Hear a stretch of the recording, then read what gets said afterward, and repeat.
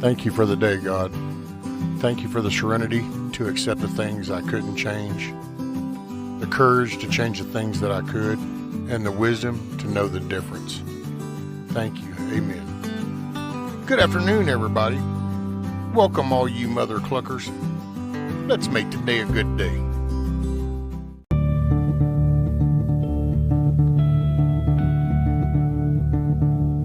Oh, say, can you see by the dawn's early light what so proudly we hailed at the twilight's last gleaming, whose broad stripes and bright stars through the perilous fights, oh, the ramparts we watched were so gallantly streaming, and the rocket trackless, the bombs bursting in air, gave proof through the night that our flag was still there.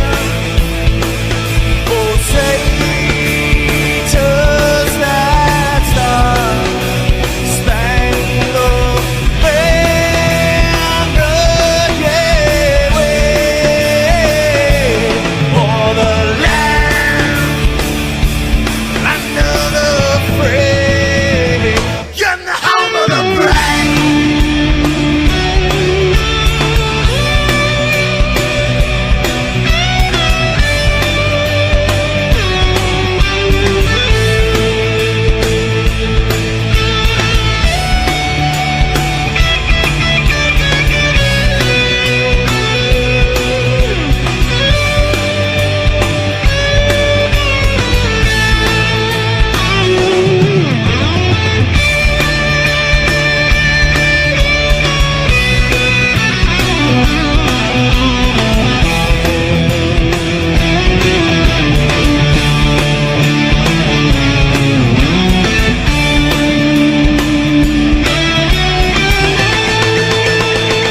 Because we are the brave.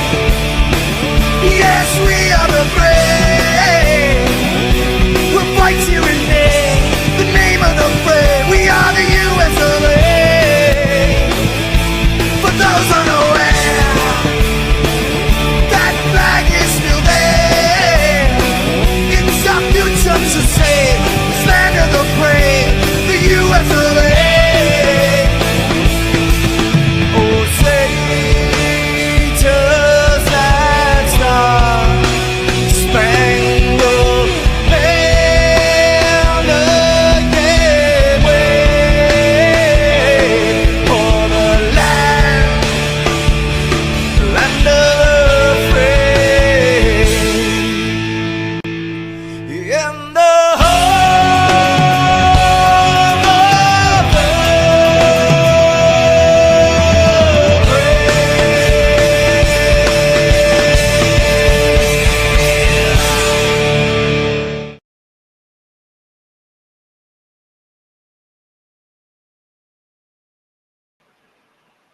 What's up here, everybody? Hey, good Saturday afternoon. Canadian, my skydive, share bear. Morning, afternoon, evening, depending on where it's at.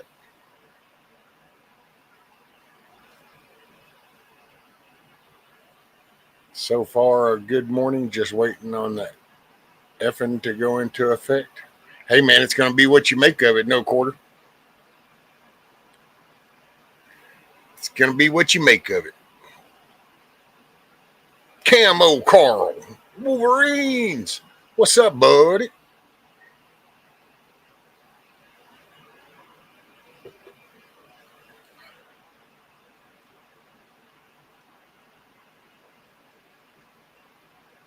Oh, there you go, no quarter.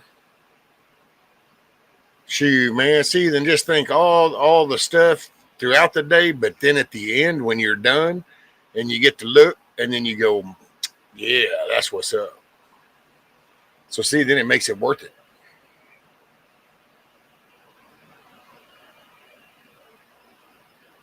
Scat Pack.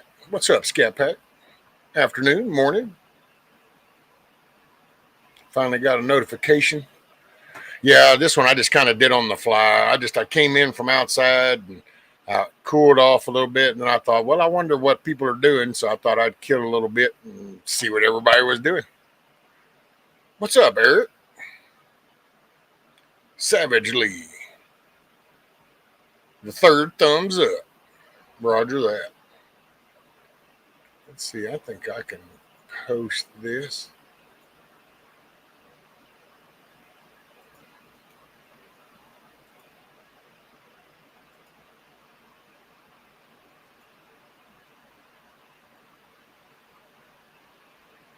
That way, if anybody wants to come up, bullshit. Yeah, man, it's like, shoot. What is it, 90 degrees or some shit out there?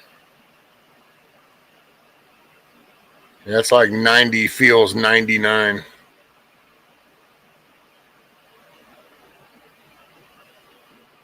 Hey, wow, YouTube said I was live. I'm glad they don't miss on out on those notifications.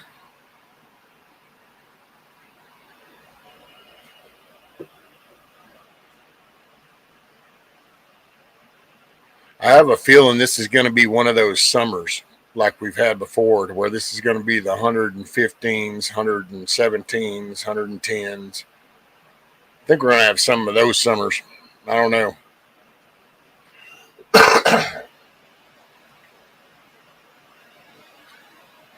What's up, Oops? Morning, afternoon.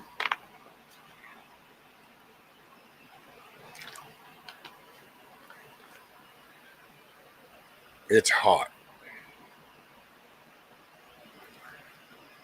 I'm going to give me a burn pile ready for this evening. Made a little fence. Let's see. I don't know if I can.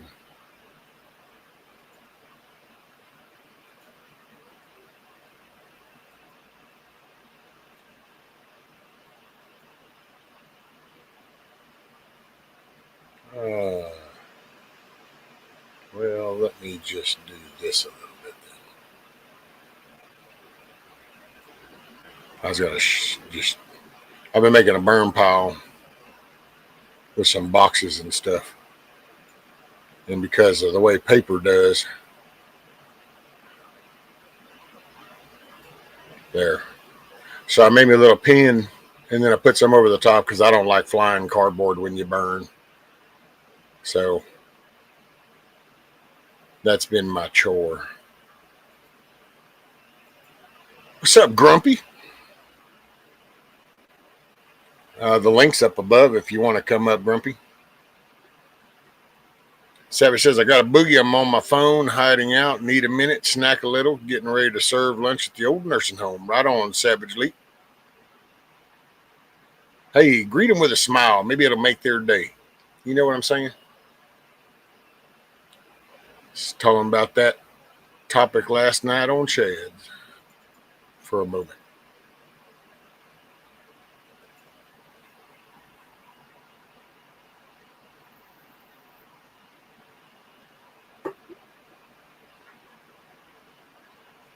But yeah, trying to get some stuff lined up, trying to work around the edge of the house. And then I'm going to try to do some little video for the fundraiser thing. I don't know, man. Every time I attempt to do that, I just fail at that. It's not my vibe. It's just, it feels unnatural. So it's weird.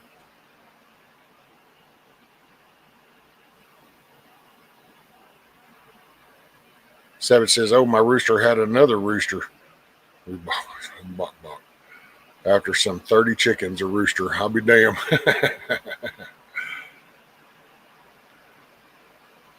The son of Bok Bok. Damn.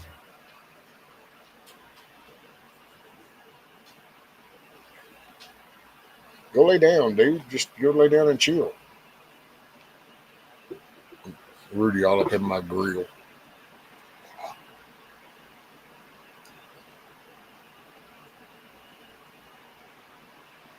So what's everybody up to? Been having a good week? Was it a little rocky? I know these times got everybody stressed out about something.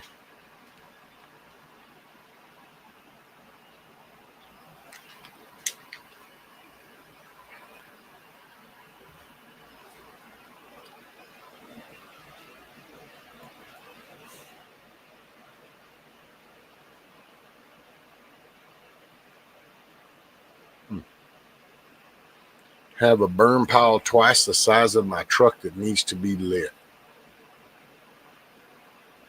There you go. We only do those down around the riverbank or on the big open land. Me, I can't have one that big. That shit'll reach the treetops and then it'll be gone in a minute.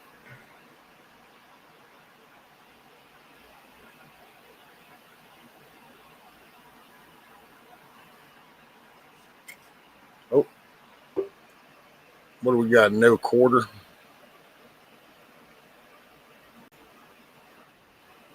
What's up, man? Good morning. How you doing? Shoot, it's a sunny day. Pretty warm. Well, I woke up this side of the bed, so Sunny side up. Can't beat it. It's better than the dirt. well, I don't know. I've known lots of people that have died, and not a single one of them ever came back and said, "Don't do it. It ain't worth it." Well, that might be a good sign that it's not. Maybe you Now, don't get to. don't get me wrong. I'm not going to rush it. Not trying to escalate things. Right? I escalate many things. That's just not one that I'm planning on. Right. Oh, So you detailing your truck? yeah. Uh, I've Hell had yeah. it now almost a year, and I haven't washed it once. So it needs it. Oh, look at there. Carl's up. What's going on, gentlemen? What's up, Carl? No, I'm just sitting back, not working today. Relaxive day, man. Relaxive day. That's it, man. Coffee, smoke, and toaster strudels. Well, Toasters. Camo, be careful now. That 6-pack of yours is starting to look like it's turning into a keg. Right. Oh, what the heck? No, it ain't. I'm getting fit as hell, man. I've lost like dude. My What's up, my Grumpy? woman calls me a hard body now. Those are reminding me of those little, what was it back in the day? There were these little green little keg bottles you could get, and I forgot what brand that was. They were like little barrels. Heineken. Was it the Heineken? No, I remember those. I remember those. You talking about the little metal kegs? No, they were green glass, but they Oh, were Oh, like a okay. little keg. I think Molson and Heineken came in those, didn't they? well, I Might know have. With Heineken, their color is green. So that's what Yeah, made me he's think talking of about little Heineken. barrel. He was talking about little barrel-looking glass bottles. I remember them on a couple of them. Yeah. Hams, I think, had brown ones. Can you guys hear me? Because it's Mickey's Big Mouths is what you're talking about. Oh, I got to turn you up. Hold on. Oh, I Yes, can that's hear him it. fine. I remember those too. The Mickey's Big Mouths. I remember those. Yes. Yeah, That's in the '80s, you could get a 6-pack for like $2. Many 16-year-old evening was spent that way. yeah. That was it. What's up, Huckleberry? Emir. So what G-Ma you Merkel. cooking, Grumpy? Do what? What you cooking? I am making cheese, and Cheese? I've got a colander full of cheese curds over there draining, and I'm heating this up so I can make ricotta. Ah. Making the grub. So I'm gonna be bouncing up and down. I can move around and show you guys what's going on. I got a brand new Dutch cheese press, so I'm gonna make the curds and then get them into the press and press them. Now, ricotta, that's from the whey after the curds. So the curds, you're making what, a simple cheddar? Yeah. What's up, Yeah. G-Mall Merkel? Tony? Making it for my neighbor. He's Ah, we got a barter thing going on where I get milk and I can make my own cheese, and I do stuff for him. But I got quite a bit this time, so I think I'm gonna keep a little bit. Dude, I'd be in trouble if I could make my own cheese. I'd be in trouble. Dude, it's dead simple. it really, really is. So I hang mean, on, you can make a good, rescue. really Hang a on. quick cheese in order to snack on with your crackers using some lemon juice and milk. You know, that sounds like Ray. Who's talking over there? That's give no quarter. You know me, Camo. Billy? So what Give No Quarter's talking about is a farmhouse cheese, and I don't know if you guys can see that. Oh, look at there. But this is a farmhouse cheese. I made that with a what's called a clabber. Literally let the milk sit on the counter for 5 days and curdle naturally. Didn't put any culture in it or nothing. And then cooked the curds and came up with this. It's really soft. It's kind of tangy. And Angela helped me get the garlic and chives in there. It's delicious. Hell yeah. You had me at cheese.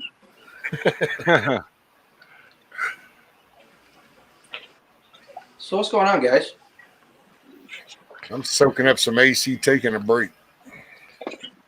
See, my original plan this weekend, but just fell short due to money-wise, was I was going to buy a whole ton of pork chops over at Costco, put those in the smoker for a couple hours, and then throw those straight over to the freeze dryer and package them up for later. Keep a couple for use today, right?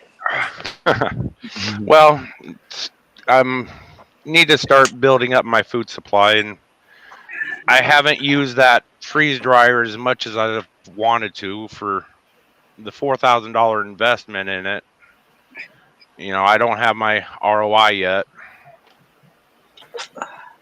You would be amazed at how many people have $4,000 paperweights sitting on their counters. Well, this one, because this mobile home is so small, it's outside in the metal shed. But yeah, it's definitely a paperweight. Let me tell you, it is definitely one hell of a paperweight. So we are taking a break from the festivals this summer. So we're not making all the freeze dried food that we normally make. And I put the call out 2 months ago. Told everybody in the community, said, hey, up until mid-June, late June, we can freeze dry before it gets too hot around here, and we'll open it up. All you got to do is pay for the materials and a little bit of electricity. It takes like $2 electricity for a run. Seriously, it's dirt cheap. Guess how? Well, did just we lost lose his you? audio. Just lost your audio, Grumpy. Say something, Grumpy. Yeah, we lost your audio. Your audio just went poof. He must have I wonder if he got like a message or something on the phone, because sometimes that kicks the audio out. And Tony wanted to know, how about making your own butter can't beat the taste? I'd like to make butter. That's good stuff, but man, it's work. I remember making butter when I was young, man. You got to churn that shit for a long time. It is. It's work. Dude, it's like the old ice cream makers. I mean, hell, you'd volunteer to crank on that thing for hours. I crank on it. I'm ready for some ice cream. I'll crank on it. Then you get older and you have kids and you're like, I don't know, can we find an electric one? Why don't we just go to Dairy Queen? And it's like, so much there.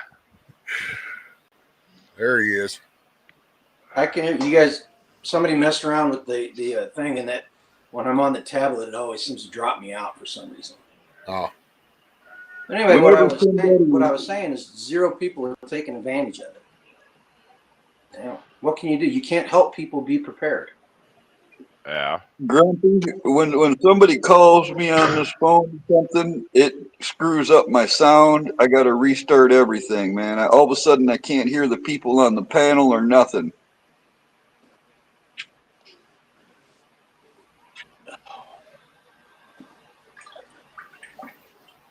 Here, I gotta dump something in this. Give me a second. You got I it. got all my paperwork all printed up, ready to mail out to the IRS. Ah, Ooh, oh, those look look at good. Gotta get the way out of this. Give me a second. Talk about me losing my washboard stomach. What's the word, Grumpy? He's a carnivore. He's a Yeah, carnivore making cheese. I don't know. Meat and cheese go together pretty good. Can you do cheese on the carnivore diet thing? Yes. Yeah.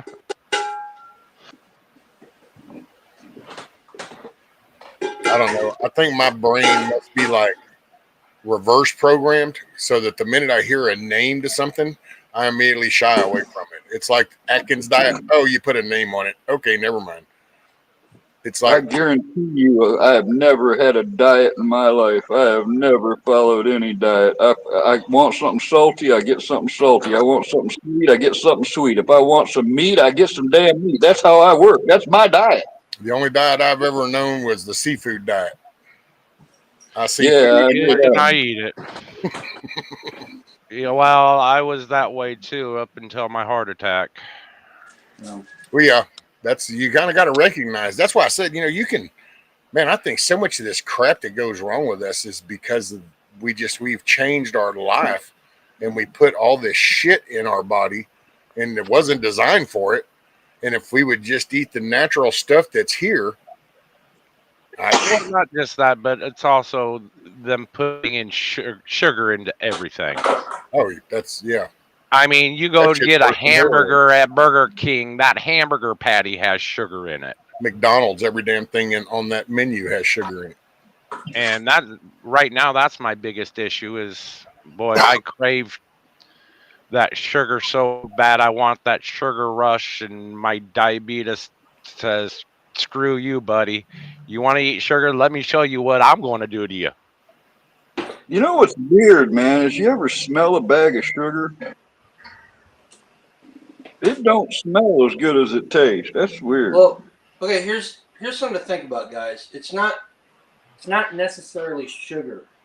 It's the processed sugar, and it's the high fructose corn syrup Yeah. that they use, which is unhealthy. Just raw sugar in moderation is perfectly fine for you. And raw processed sugar, white sugar is fine for you in moderation. The problem is physiologically, you know what I mean. So whenever you eat it, it triggers cravings and stuff. And they put stuff in processed food to do the same thing. High fructose corn syrup is unhealthy as all get out. Raw honey, exactly. Man, that's what I've been living on this shit for years now. I used to put sugar and stuff. Now I put honey in. If I can make a slight recommendation, Carl, you don't need to get Walmart honey. You need to find somebody in that area that has a honey stand or something. And then that way you're actually going to get the honey from that area that's more A local honey beneficial than the producer. commercialized Yeah. processed honey. I was doing that, man, but where I was getting it's a little far away. If I go that far, I do pick it up. I could actually buy it by the gallon here a couple of years ago. There you go. What's up, Cherokee Survivor? Yeah. Most of that Now they got a little stuff you bottle buy down from the street. Walmart it's blended honey, and what they do is they just take a whole bunch of different types of honey and stick them in and blend them together. And a lot of that honey comes from China, and there's no telling what's in that. If Man, you're if getting they honey, got some if you're getting Chinese honey, honey, I'd be so pissed off. find a local supplier. See, that's I'd one of be those pissed things about the off. tariffs that I don't, that's, it's going to be rough, but it's going to be better because when we start cutting that kind of shit from coming over there, stuff that can be done so easily right here, we just got to wean off the tip. Exactly. Dude, there's little bottles of What's honey up, Tiger? across the street over here. They're guaranteed they're grown on a farm around here, but it's a little tiny bottle. It's fucking $9, man. Yeah. Well, Well, they it is. probably have a smaller operation. I know, like Rudy's over here, our local, they're pretty big, so it's not too expensive, but it's good. And I don't know. I guess that's one of them things when it's like I can watch the bees that pollinated, that made the honey that I'm eating. I can literally just drive down the road and look over there and go, oh, look, see the little bee farm over there, or maybe the one down there. Those bees are the ones that provided, and it's kind of a nice little. It's kind of like going out to the garden and getting that tomato that you grew versus the one that came somewhere.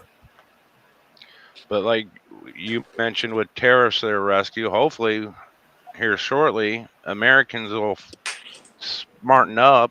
We'll start seeing made in America a lot more and start actually having pride in our work and having things like back in the 30s, 40s where they built it once and they built it to freaking last. Man, that's one of the things I hope that happens. I hope that it's gonna take all this Chinese crap out of the availability that it's been. I hope that it does. Wah, you're missing your favorite whatever. Well, it probably came from China. You didn't. Man, no, nobody cares. For 30 years, I've been telling people don't buy shit from China. Crap, junk tools that break in your hand and stuff, and they don't listen. And there's not really a lot you can do about it. If the only part you can get to fix your truck or whatever it is comes from China, what choice do you have? You Yeah. know? Hey, Tiger, going to be lurking, going to try to get some sleep before work tonight. Roger that. Hope everything has been going good. You've been feeling all right. I know there's a lot of young people. I know when I was younger, not making as much money as I made as I got older. Man, I was buying stuff from Harbor Freight, but it's all I could afford. And some of the stuff you get is decent quality. All right, I'm not gonna lie. But Some of it. There's a Harbor Freight 300 feet away from me, Grumpy. All right. And some of it's okay, but I have bought a lot of crap, like the bungee cords, man. They lasted a week. All right. They're the crappiest bungee cords I ever bought. You got to watch it. Well, that's just with everything. I mean, I've bought crap from Sears, Craftsman Tools, Milwaukee Tools, and had them break just as fast as a Harbor Freight tool. I mean, I paid a hell of a lot more. I miss the that Craftsman, though, dude. You used to You could mean break a the wrench and new you could one, rattle it bro? down to Craftsman and go, hey, man, this ratchet stopped holding up. And they're like, oh, wait, hey, let me see which one is that. Oh, that's a 3/4. Here you go. And just give you another one. yeah, And I Well, remember that's the actually they thing. were pretty good about that. I Right. remember I mean, working I've in got a all the Craftsman. I've had all Craftsman since the 70s. I've got every fucking screwdriver they ever made. But I suspect that the Craftsmans they're selling today are nowhere near the quality no of the no ones that That's we not. had. it's all made of Chinesium freaking metal. Well, the problem with shit over there is okay, you're Craftsman. And you decide that, okay, fine, I'm going to follow the regular labor everybody else is doing. I'll go get it made over there. Well, the minute they send their shit over there, the plans and everything for it have been duplicated. So then you get Cobalt, you get all these other spin-offs, and you don't really, man, that's how they've really gotten us. And I gotta say, if you want to look at a good mind jacking for society, was when Walmart, when that old man died, because it had done been put in people's head. That was Walmart. That was their thing, was made in America. And then the old man died that believed in that, but see, nobody could get out of that rhythm, and they just played on that. Now people are so accustomed. Hell, I remember that rescue. I remember that. I remember when Myers used to have that made in America thing too. And where is it now? well, you've got a generation that doesn't see the value of going to work. You have a generation that doesn't see a value in owning a home. They've been brain jacked into, oh, you don't own anything. Your votes don't matter. You're just working for the man. You're just paying taxes. It's all theft. Meanwhile, they sit on their ass and don't do anything. Or they have rich parents that'll send them to college, and the college validates that they don't really have to get out here and break a sweat. Don't bring anything. Let's be fair. Hold on a second. Let's be fair, Rescue. The demographic 15 to 25-year-olds, males, are probably the most conservative group of people right now in the country. Well, they're coming along. We need the parents GWAT, to start backing that. the GWAT, the global war on terror, was waged by the very same people that you were just talking about. So we got to be fair that it's not all of them. We can't paint with a great big wide brush. Just like not all Gen Xers are as cool as we are. Just plain and simple. Man, I didn't even fit into my own generation. Hell, That's during the what whole time I grew up, I kept I saying I was born out of my time. It's just like I With needed this to be new back in the day. generation, I'm scared. I'm literally. I work for this state unemployment office. I can't tell you the uptick that we're getting from these millennials, Gen Z, whatever. 1995 on up. That's when they were born, 95 and on up. They're starting to understand that No. they don't know shit, and the Hey, education Mir. that they have ain't enough to prepare them for living in society. Hey, Billy. I've seen That's it from. actually see. That's the generation I worry about, though, Billy. Is because that's my son's generation, and I sit and I talk with my son, and I watch my son with my grandson, and because him being my son, I know what his home life was like. So I know what his individual environment was like as he came up. But then I listen to him now, and me and the missus will even look at each other and go, I have no idea where the hell that comes from. There's the internet influence. There's the social media influence. There's that little, well, I'm playing this game with these buddies. Well, everybody else in chat is talking about this. He's coming and asking me some of the off the wall liberalist shit. And I'll go, no, that's not true, Matt. That's not. Well, true. I mean, And I simple think thing. his simple growing up here in this little thing, and he knows. I mean, hell, it's just, but he's been convinced now that it's the big bad wolf. Everybody's out to get me kind of thing. Every agency, every politician lies. Anybody that does any work for the state, the county, the government, they're liars. Everybody's a liar. And it's like, dude, your mind is jacked. Well, You're making really fun of though. I yours. mean, Don't be a liar. Be a liar. She's I making fun, feel making that fun way. of your Texas accent. Do what? I kind of making feel fun that of your Texas way. accent. So don't be a liar. Be a liar. That's it. What's up, Tony? Well, I Bonnie, mean, here's Billy, the thing. With unemployment, your job basically while Barney. unemployed is to look for work. And you have to look for 4 different jobs on 4 different days. Pretty simple, right? Well, I didn't know I was supposed to turn in a weekly certification, and you guys didn't remind me. We ain't got time for that shit. That's on you. Take responsibility. Do what you're supposed to do. See, you said the A word, man. That A word has been being erased from our society, and that's called accountability. That all is shiftable. You just need to pick a target as accountability. Just pick the nearest thing. man, I use that word too much lately. All right, what's going on, Mayor? See, I remember growing up, man. You know what you get told as a young man growing up if you went looking for something was you make a job out of finding a job. And that's what unemployment is. That's your job, is to go out there and search for work. That shit's gone. You know what? I'll tell you guys the truth. There's been times when there was no work, and I went and made wild, a Drake. job for me to do. All right, I have made an employment opportunity for myself. You know, have you ever done that where you just don't go ask for a job? You make a job. You go there, you find somebody who's got seats that need redone or they need their lawn mowed. You go up there and say, hey, I need to make some money. You want to get your lawn mowed? Have you guys ever done that? That's what I was doing Kiss since off. I was 8 years old. I remember pushing that damn lawnmower with my gas can from house to house. You're a newspaper boy, mowing I wasn't a grass, newspaper raking dude, leaves. But that's what gets me though. That was the societal norm. So like if you brought that up, that wasn't like unusual. That was most kids you'd go to school with, hang out. So that was the common. Now it's like the opposite. And yeah, In 2008, when Michigan dried up, all right, the bottom fell out in northern Michigan. Businesses and new homes were abandoned. All Later. right, I mean hundreds, if not thousands, of them in the area. There was no work. I started going around to the existing companies that were still going, hey man, what do you got here? You got anything I can do for you? And I'll be damned, dude, I got work that way. See, this is where, and then that's what gets me though, is because what, like, when I have the conversations with my son, and then I look at my grandson, it's like I could sit here and have this conversation with you guys, and all of y'all could agree and be like, "Yeah, rescue, yeah, we ought to do that. We ought to."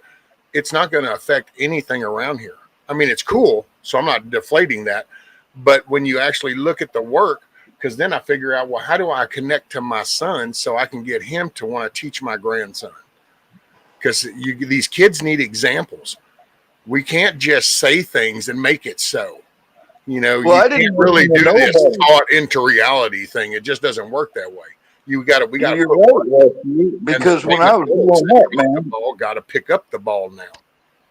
well, the thing is, Rescue, somebody like me, I didn't listen to nobody. I thought I fucking knew it all when I was young. So I had to learn everything the fucking hard way. So now I Yeah, but know see, this shit. when we do that now, though, people die. See, I mean, I was that wild rebel thing, you know, and everybody had that little spurt. It's a way different thing now. You got a 9-year-old with a Glock, and his version of a double dare is to go shoot your ass in the parking lot. And so it's I a was way different shooting. mentality. And so if we don't have adults that actually stand up and be examples, then Yeah, they have you're no right. reference. All they have is these rap videos. They have the gangbangers. They have all the people that keep getting attention.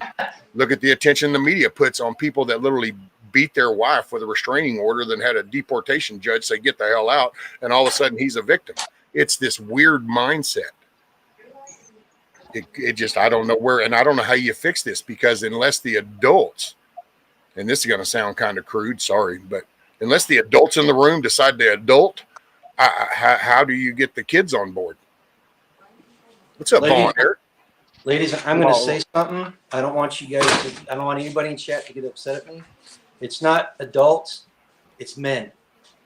Men need to step up. Men need to start mentoring these guys. And if it's not your kid, still mentor them. That's one of the things I like about this community that we're in, is everybody takes responsibility for making sure that all the young men in the community are learning how to be men. I mean, 70% of teachers are females. 50% of the households are single mothers. The black community and the lower class communities have an epidemic of fatherlessness. That's what the problem is. And so as men, we need to step up and we need to take accountability for them and make sure that they're learning how to take accountability and responsibility for themselves. And there's rewards. There's rewards involved, Grumpy. I'm telling you, I still call them kids. They're all in their 30s and shit now.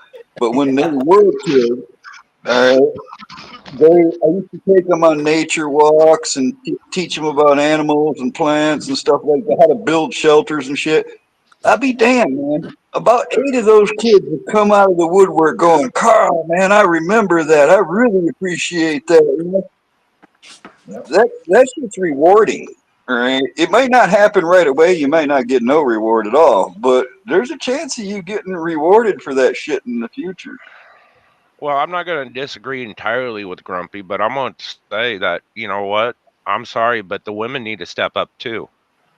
Look, y'all need to quit living in this dream world where you want the perfect man. You need to move your standards down, understand there's some things that you're not going to change about the guy and that you're going to have to accept.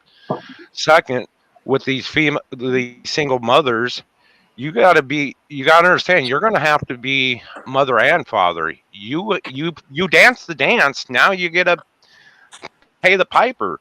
You got that kid. My mom was a single mother, raised 4 kids, busted her ass, kept us all out of jail. We had a pretty good middle class life, but we learned the value of a dollar and we learned what hard work truly was. And that was taught to us by our mother. What the heck is the value of $1 that was nowadays? give no They're quarter. going to quit making pennies. You guys hear they're going to quit making pennies? So they're just going to round it off at a 10% tax or some shit now? What are they going to do? Well, that's a bunch of fucking bullshit hype. I'm sorry. Yes, they said to stop producing pennies. They're not getting rid of it. Shit, we have more pennies on the fucking face of the planet. You got so No, many pennies that you would freaking be able to fill the Atlantic Ocean with, for God's sakes. We Ray, don't have need you pennies. been hoarding pennies? Have you been hoarding pennies? That's not good. Only the pure copper one. we need that. 83 and older. We actually need to get the nuclear family concept back. We need that basic concept. Man and a woman, they fall in love, they get married, they have children, they raise those children, they function in a working house. That's the living model that a child has. Is the day-to-day environment in a household. That's their beginning example of life and how they should address life, how they should handle life. That's what it comes from, is that representation. And I think that's what's the scary part right now, is all the negativity, because I think that matters. And I think it matters simply in just like the weird random stuff that my son will say. And it's like, and then his friends, and they're all in that age range. And you kind of go, where did this come from? And it's outside source, you know. Hey, I wanna respond to what No Quarter said, because he's right in a sense, but here's the basis of it, and this is, as soon as men understand this, everything will change. Feminism was a success and has polluted these ladies' minds, these young women's minds, because men have allowed it to happen. As soon as men say no and start behaving like men again, all this nonsense will go away. And I'm not saying be the stereotypical brute that makes the women, keeps them under your thumb and stuff. But the feminization of boys, the fact that single like out of wedlock births are not frowned upon. That's all because men in our society have kowtowed and accepted it. Let's be completely honest here. OnlyFans is only popular because it has customers. We are the more physically strong race, or not race, gender. We are the ones that go out and put this world together. Any woman that says they don't need a man is full of shit. Because the entire world that they live in is created and maintained by men. Yes, there are outliers. There are women that do more than their fair share of lifting. But the fact is, it's men that make this world go around. And as soon as we stop putting up with all this liberal Marxist crap, the sooner things start getting better. Oh yeah. I mean, I don't know if it's just me, just because of the job that I do. Hang for on. the state. Yoda's sitting over saying I'm wrong because of birth. I didn't say you were wrong. I'm just saying. Help. Anyway, go on. I'm sorry. I didn't mean to interrupt. To give an example, this happened yesterday while I was at work. Guys calling in. Why did I get declined for unemployment? I got rent due. How am I supposed to pay my rent? Well, All right, first of all, all right. your rent is not my responsibility. Two, I'll tell you what. should've- I gotta add this. Hold on. You got to listen to this. Okay. Two, you should have known that smoking meth while on the fucking job is going to get your ass fucking fired. Look, but I just going back to that man thing, all right? None of this would be worth doing if it wasn't for women, all right? None of this would be worth doing if it weren't for women. What's up, Rabbit? I mean, and that's where it comes down to simple accountability. Yeah, fuck up, fine. Fuck up. Fuck up big. Make it the best fuck up of your life. But at least learn from it and move forward, and don't be expecting somebody else to come bail your ass out. Hell, I've gotten arrested a few times growing up. Boy, I call home, Mom, can you come bail me out? Screw you. Spend a night or two in jail. You'll learn. You got a good woman for a mom there, McCorder. My mom was. Yeah, I'm sorry, my mom was the best. my mom was a cop, and I've been arrested a couple hundred times before I was even 15. All right, so it's like G-Ma Merkel said. I was a ward of the state of Michigan. They signed me away because I Excuse me, I was got incorrigible. My mom worked as a CNC operator during the 70s and 80s, where that was a man-dominated field. She could be feminine, but boy, I tell you what, she could be the biggest, baddest dude you ever met, and she would put any man to shame. See, no quarter just said something very important. She was feminine. For some reason today, people have interposed sexuality and feminist with feminine. These women that are out there, the girl bosses. Oh, can't hear me. Can't hear Rester, I guess. No, he's muted. Never mind. But anyway, these women that are out there, the girl bosses and stuff. That's not feminine. And men don't want feminine or girl bosses. You know, they want somebody that's a companion. You know, and I know that this is not cool to say. This is not something that YouTube likes. It's not something that society in general likes. But this is the truth. You know, Rescue just mentioned OnlyFans, and he's 100% correct. OnlyFans would not make a penny if it weren't for simps out there throwing money at these women, showing everybody their cooch online. And then those women think that they deserve a high value man, right? No, a high value man isn't throwing some chick on OnlyFans money. Period. The high value man is the one that goes out every day and does his job, provides for his family, and gets up the next morning and does it again and again and again. Well, to clarify on that, the high value man is the man that's going out there doing what he has to do to make sure you have everything that you need, not what you want. You need to make it, people need to make a difference between your needs and your fucking wants. I want a lot of fucking things. I want to go be able to get my camper. I want to be able to live on my property out in Alaska. I don't need those things right now. Some of them I probably won't be able to do due to certain things, but I know that now I'm going to move forward with something else. And Bonnie, that's some bullshit right there. So men don't know what loyalty and commitment is. You mean, is that the same men that are paying the chick on OnlyFans that's showing all her stuff for money?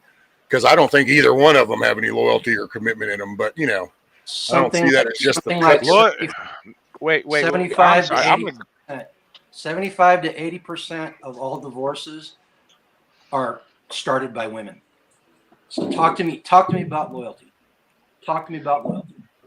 talk to I'll me talk to about you about loyalty. I will. I'll talk when to you I about was loyalty. married. I went to I work. have, I busted my ass. I made sure the rent was paid, the electric was paid, the water was paid. I made sure my wife had a vehicle and her insurance was paid, her car note was paid. She didn't have to worry about all that. Yet she's the one who went out and cheated on me not once, but 3 times. And I kept taking her back.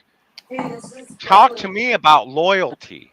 Women I'll Guys, have talk to to you be about just as You're loyal gonna loyalty. have as the It's same. fucking man. I'll hard to say this find. though. You're gonna have the same story from a woman. So everybody's had those experiences. Why? Because it's not a gender specific type thing. It's Hmm. not only this gender or only this. It's the society does not teach a commitment. They That don't teach the loyalty. You're not shown that. Kids see more of divorce court than they will see of marriages. And then what have they done with the little bit of marriages that do get? They make a show of it. 10, 20, exactly. 50,000, make sure everybody's there. It's all a show. It's not an actual commitment. So it's all been glamorified into being bullshit. It's just And I, another I, product. I don't try to put things into male or female. I just put it as human. But I mean, don't say that, like you said, you don't say that it's just the men that ain't loyal. No, there's many women out there. Let me tell you, I was married to one that just as unloyal as anything. And I seen men too. I mean, my own brother, wasn't very loyal to his wife. So you don't. It's just it's a human thing.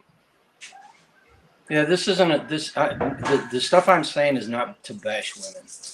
Okay. In fact, I was telling somebody the other day that the happiest thing a guy can find is a woman that doesn't want to change him, but wants him to be a better man. That's the Exactly. best thing that could happen to a guy. And the problem with the third and fourth wave feminism is that they have made it so that people think that the sexes are interchangeable, and they're not. The sexes are not interchangeable. We are meant to complement each other, not supplement each other. Your partner is supposed to fill the holes in your life and make you more complete and make you want to be a better person. Exactly. And it's easy to fail at that. It's Well, easy. you got the demon out of Pamela out of that one. I heard her just say, mm-hmm. And here's something else. This is something that bothers me to no end, especially being in the military as long as I was and dealing with that stuff. I'm a huge advocate of women not being in combat roles. Just period. They should not be in it. No exceptions. For the simple fact, like Angela just said a while ago, that women give birth. Women provide the most precious thing in the world to the human race, and it's our job to keep them out of harm's way and out of danger. And too many men have decided that that's not something that they need to do in their lives.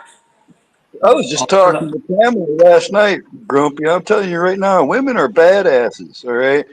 If I'm not something saying was they going aren't. to rip, listen, if something that big was going to rip out of my fucking crotch, just shoot me, all right? Just fucking kill me, because the thought of that shit right there alone.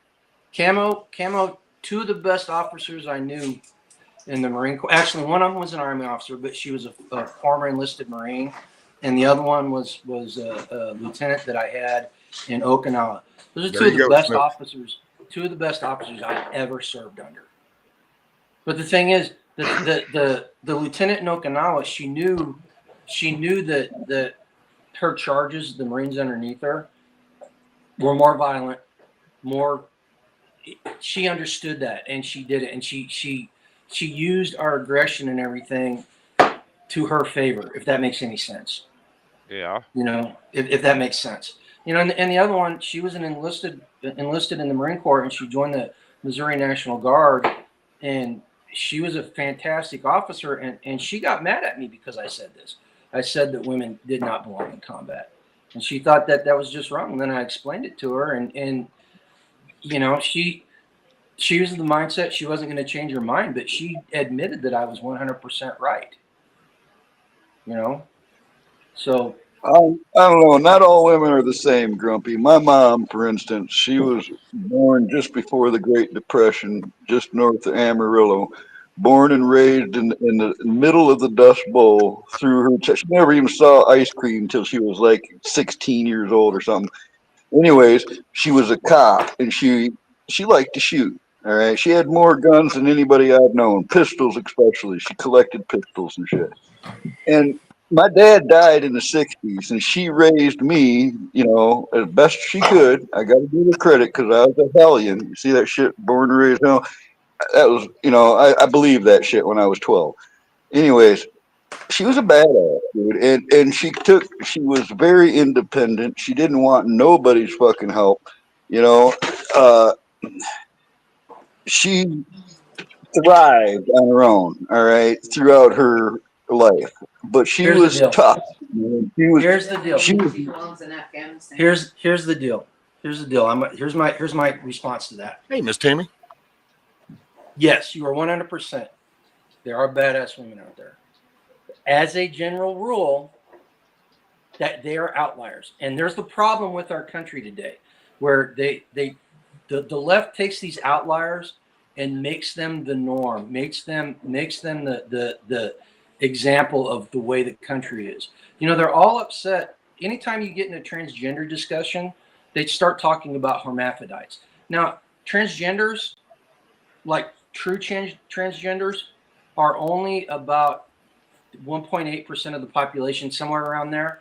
And then hermaphrodites are like 0.02% of that. But the first thing they roll to is hermaphrodites and make them the norm and not the exception, the outlier. So, all right. So yes, there are women out there that are complete badasses. Lucy, Terminator. What's her screen name? Oh, My Crooked Homestead. You guys have probably seen her. That woman is hard. We nicknamed her Terminator for a freaking reason. She's up in Ontario, cutting a homestead out of the woods and taking care of a husband that's got some serious medical issues. She's a complete badass, and we know a bunch of them. Am I right? We know a bunch of women that are like that. Yeah, I think. But they're the outlier. Can I just say good morning? Hey, Snooks. Yes. Hey, Grumpy. No, you shouldn't be sorry. You were talking. Good morning, Snooks. Rescue. So good to Morning, ma'am. see you. Thanks for letting ma'am. me up. I'm surprised you didn't bar the door. Oh no. Hi, Give No Quarter. Hi there, Camo. What's going on, Snoop? I am. I just think, it's nice to have a woman's perspective up here. I want to say to Quarter, you don't have to lower your standards as a woman for a man. There's a lot of good men out there. I just want a man with a good heart, honest, loyal, and intelligent. The looks are all way down the ladder. Money is way down the ladder. Thank God. So that's what I want. I had a lot of criteria this time. What? I had a lot. There was a lot of criteria in my choice this time. Well, you know what? They could put as much criteria on you too. Oh, I think he did. Okay. and I think that y'all are great together. I know who you're talking about. I'm just saying, the downing of men, and I'll tell you what, and I don't know this, I just have heard it. Men have OnlyFans too. It's not just the women. So exactly what does that pay? I don't have any idea. I've never gone to one. I just see it in chats. Well, and it's both ways. It's like, you got the Chippendales. It's just that the majority is going to be women. And this is going to, man, I don't know how any other. No, you're right. Woods, but so a guy has, all you have is your voice and your what you can do. Can you produce money? Can you make this? Can you physically do stuff? That's all a guy really got to play the game. A woman, I got to say, and if you look at it fairly, got the appearance thing, got body parts, because then there's guys that they might start out here, but they're willing to go down to here because they don't get the choice. They'll take whatever. Where a woman can be more selective. I that's the way I feel anyway. What's up, Rocksteady? You really think so? Yeah, I think a woman can be more selective than a guy. Well, I think that women ought to be smarter about men and not just go for the looks. The looks are just nothing. They're an outside wrapping paper. Oh yeah, well, that's the society we're in. We're in a materialistic world. It's like, all right, listen, I'm going to tell you what. I don't believe that. I believe that the attraction helps. Maybe it's not necessary, but it sure does help. Okay. You know what? And you may be very right. I talk to men online and just friends and stuff. But what will really pull me in is, can you hold an intelligent, intellectual conversation with me? Because I crave that. Okay, I've got to know, since you brought it, you said it like that, Snook. So I just got to ask: have you been very successful in the past few years? In keeping an online relationship? In having this intelligent conversation.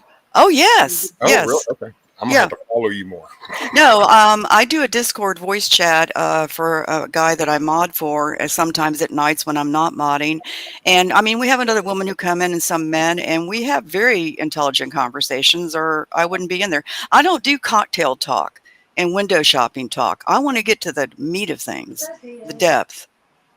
Well, I don't know, man. You might be missing you've got that voice where I think they used to pay like $2.99 a minute to listen to.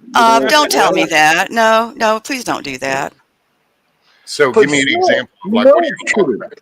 I can't help the voice I have, okay? I don't want to be compared to a sex phone operator. Well, if I can You real could quick, I try want to to circle back to what Grumpy was talking about with women in combat.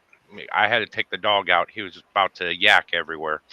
But so I have no military experience, so but from talking with people I know that are in the military, my personal philosophy is I don't care if you're in a combat role. We're on the same team. I know, excuse my French, but I know some badass bitches, okay? Yeah, Now, yeah. No, Well, Porter. be however, careful, Ray. Be careful how you say that. I'm having flashbacks. now, No, from Porter. talking with, When your life depends on a 120-pound infantryman, female, dragging you to safety, then you're really going to start caring about I, the difference well, between years. here's what I've noticed with a lot of people that are males in the military. It's not the fact that fighting side by side. It's the fact that if you're to get captured, I can't protect you. And Later, as a Roxanne. man in the military, there's that inherent protector mode that you go into. That's Well, what your job, you're protecting.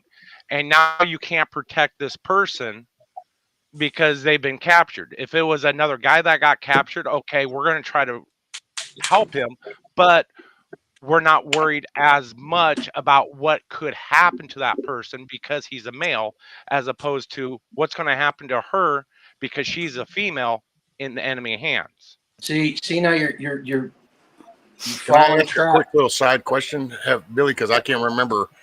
Have you served, Billy? I can't remember. Women don't belong in combat.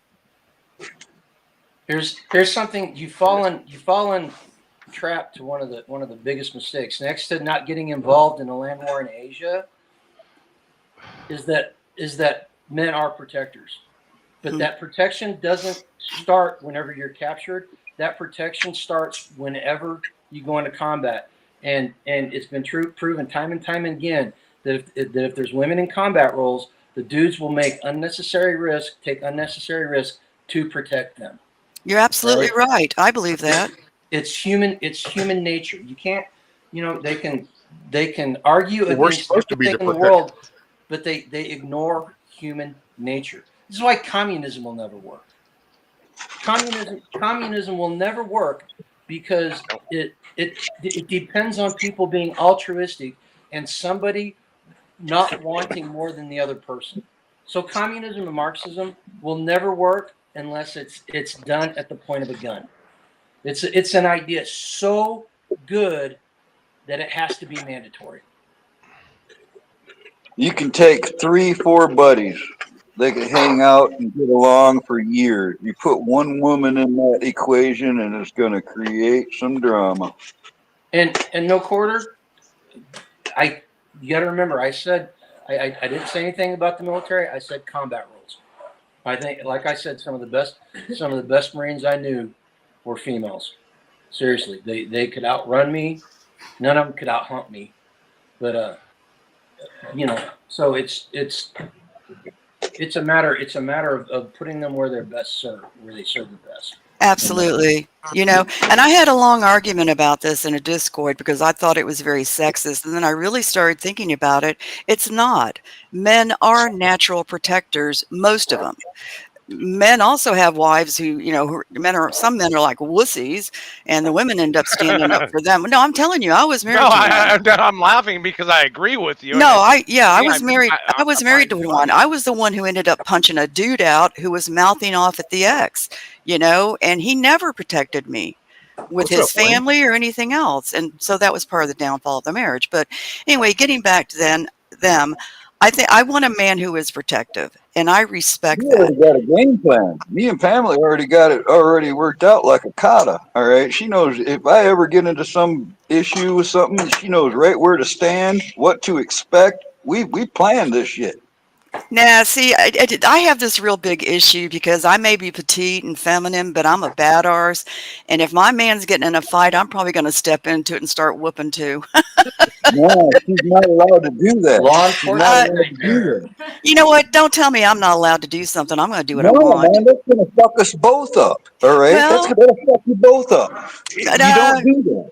You that's don't that's interrupt your oh, man in defending himself or can't. you.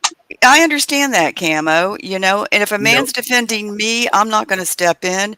If a man is whooping on my man, I'm probably going to step in some. there's actually Right, a but funny you gotta little watch video my that just back. came out a couple of days ago, and it was I forgot. I think it was either somebody had copied it from TikTok or Instagram or something, but I saw it over on X, and it was actually in. It was like the entrance of a convenience store, or it might even have been a bigger store, but you could tell the sliding doors.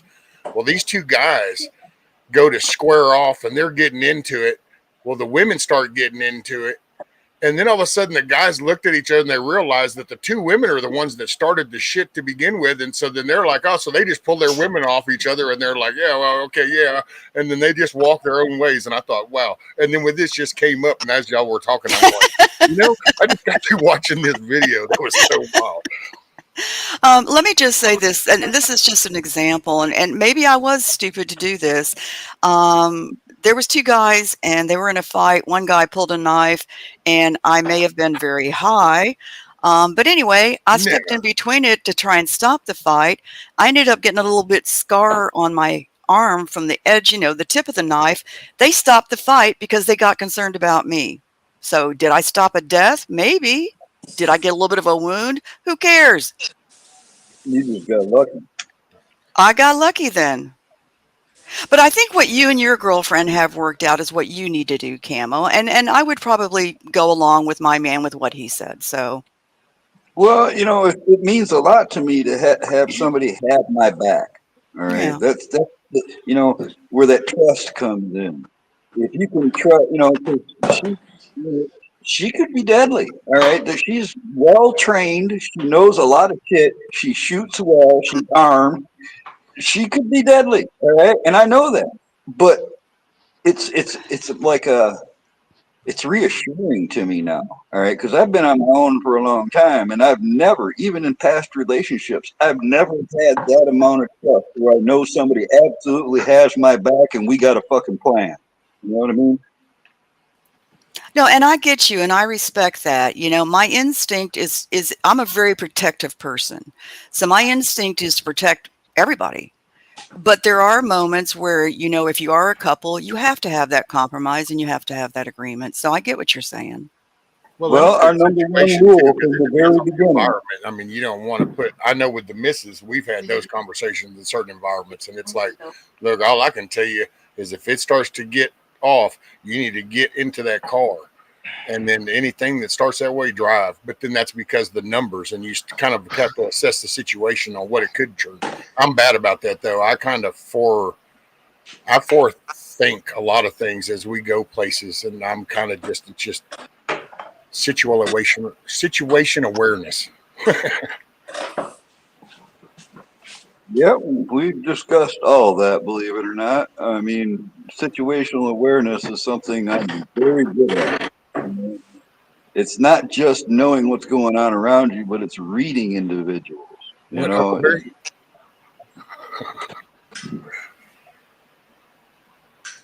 Huckleberry said, and her name was John Cena. That's another thing I think people are missing a lot of Oh, situational awareness, and you see it a lot. Unfortunately, I hate to say it, I see it a lot with females, where they're just so wrapped up and they don't understand, they don't see what's going around them or going on around them, and it causes some issue. It causes quite a bit of issues. The women in here aren't going to get that butt hurt. You don't always have to say sorry. I see women do that too. When I'm walking in a parking lot, I'm looking around everywhere. And I mean, I don't go out at night at all by myself to any, stores or anything else like that because that's when you can get hit. dude, that's I different sit in for the a car a woman lot of and a times at man Walmart. too. all I do is see people stare at their phone. They're their kids even walking beside them, and I'm like, you just take it for granted that the person in that car is paying attention because they're looking at that phone, they're scrolling, and then they're going in and they just look at the thing, and I'm like, and I'll just sit there and watch dozens of people do that. Oh, I can't tell you how angry I get. I have a simple little flip phone. I don't text. I don't do anything on it. I just take it with me when I go out. I'm not going to be the one in the grocery store yapping so everybody else 3 aisles over hears me. Or in the bathroom stall talking when you're going and the person in the stall has to hear you. It's like, give me an effing break. What I can't stand is when I see people either, just out and about on their cell phones. Driving is a big one. I don't even keep my cell phone nowhere near me when I'm out driving. Now they I'll put a have the 10-inch radio screen on. in the dash for you. I'll have the radio on and GPS being voice activated, but that's it. I'm always scanning, and I see these people. I've almost had 3 accidents in this week just going to the gas station, which is half a mile up the street, because people are not paying attention to what they're doing and keeping attention to the surroundings. I almost had an accident with some dude on a freaking bicycle because he was more worried about biking and playing on his cell phone than he was paying attention to what's going on around him. Hell, had I hit him with my truck, dude would have gone, 20, 30 feet and be dead. Yeah, a lot of couples. Did you take this new handle because of the Led Zeppelin song "No Quarter"? No, I took it because you give no quarter to your enemy. A lot of Hold no couples. quarter. A lot of couples now, the only interaction they have is on their cell phones. You guys are That's talking bad. about play, all right? Where I live, all right, I grew up here in Pontiac, Detroit, and there's Flint's over here and all that, and it's not really a friendly area, all right? And I've known since I was young that there are prey and there are predators, all right? And when you walk around these places, if you're facing a phone or not paying attention to your environment or looking scared or you just look frail or you look like prey, all right? The way you carry yourself, and this is a harsh truth too, but women shouldn't be walking these streets at night around here by themselves. A man can get away with it, all right? If he knows how to carry himself, he'll be a lot safer. Because when you put a woman in that position, they're automatically prey. All right, that's what the world sees. That's what those bad guys out there see. They see an opportunity, and that you got to know that, or you'll perish. You talk about walking the streets like the women who are walking at our hoochie mamas, which some of them No, are. I'm talking about walking the dark street by themselves. I'm just talking about a store parking lot, not a trucker parking lot, just a Walmart or a grocery store. Hey, Miss Some, Lisa. Well, I'm some of talking those about mall lizards are traveling. taking over that Walmart. I'm Oh, telling you. Well, what? believe it What or about? not, convenience stores, it happens a lot in convenience stores, gas stations. I've Mm, seen a lot of videos here lately where shit just going down in gas stations. Because they catch these women or people getting gas. Matter of fact, I saw one and that chick, I'm like, yeah, I get it. Hey, man, this is what happens when you freak somebody out. The response can be anything, Well, that chick just happened to be freaking out while she's pumping gas. And when she freaked out, she just pointed the nozzle at him and started spraying gas all over the side of the car. And at them, they were like, shit, get in the vehicle and run. And I'm like, I get the concept, ma'am, but be very careful from this moment. You're now standing in a pool of gas. that's very true about convenience. Like I would not go out and get gas at night. You're putting yourself into a bad position. Like I said, I'm single. I don't need to go anywhere at night that badly. And I'm not even sure, though, at night. It's like, what was the nursing lady in Georgia? That wasn't at night. I think I that don't was know a that morning story. jog or an afternoon jog. I don't know that story. Oh, Riley Lakin. Yeah. Oh, okay. I didn't want to say it wrong because that had been Oh, said wrong before and that wasn't good. So I just went with the lady in Georgia, the nurse. okay. I forgot Yeah. to salt my cheese. You guys got me talking, and I forgot to put salt in it. Oh my God, did I hear a baby goat or something? Yeah, we've got 2 bottle babies. Oh my God, I wish you'd show them. Are they inside? Yeah. Yeah, but I'm making cheese, so I'm not going to touch them right now. Okay. Oh, okay, Okay, okay. hang on. Angela's going to go get them. I love goats. Well, one's a lamb. Yeah, one of them's a lamb, and plus I'm standing by the window, I love those two. and we got a bunch of baby goats out there. In fact, we just had 2 born yesterday. Are those Oh, miniature ones as big assholes as the full-grown goats, Grumpy? Oh, there you go. Hold on, I'll make oh you my full screen. God. Kisses, You know, kisses. He's 3 days old. Grumpy, Oh, Mrs. Grumpy. She Hi. looks Hey, um Yoda. she looks Hey. delicious. She That's is, not he is nice. and he is going to be delicious. No, y'all eat them? Yeah, Yeah. next Easter he'll be Okay, on the never table. mind. I won't say anything. Okay, I well, still, I loved you at one time, little goat. Snooks, where do he you Hey, looks where do you think delicious. the food I'm comes Hey, just Ridge saying. Runner. Has anybody here ever had goat's head soup? It's a Happy real Memorial thing. Day, brother. I don't eat goat or lamb. It's just not to my taste. I don't eat baby animals, so I can't eat calves or lambs. I like to let them grow up So- first and have some kind of life. So technically, when they're a year old, they're still a lamb. So we Okay, don't yeah, I eat them just, when they're small. yeah. Oh God, now I Oh, wish I yeah, hadn't seen them. there you go. There's the other one. This goat actually has a home, so this goat's going to be alive and well. Listen, I don't Never come will. down on y'all for doing that at all. I think it's Never, whatever never y'all touch, choose to eat, that's great. Hey, if it never. wasn't for people like us, people with food diseases and food allergies couldn't eat. So Absolutely. there's that. One of the Never park a new car TV next to shows, him. and it's not on anymore. It was a British show, and they would take this different group of people. Like the one guy was, well, I eat steak all the time, and the other chick was a vegan, and they're just from all different walks of life, and they took them out to a British farm, and they walked them through killing the 18-month-old cow and cooking it and eating it, and it was really funny because there was a bunch of emotion. People were crying and blubbering and everything.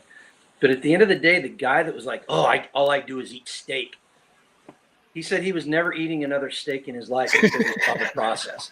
And the chick that was a vegan, was like, "Okay, I'm okay with this, with meat that's because it was a small farm. It wasn't in big industrial ag.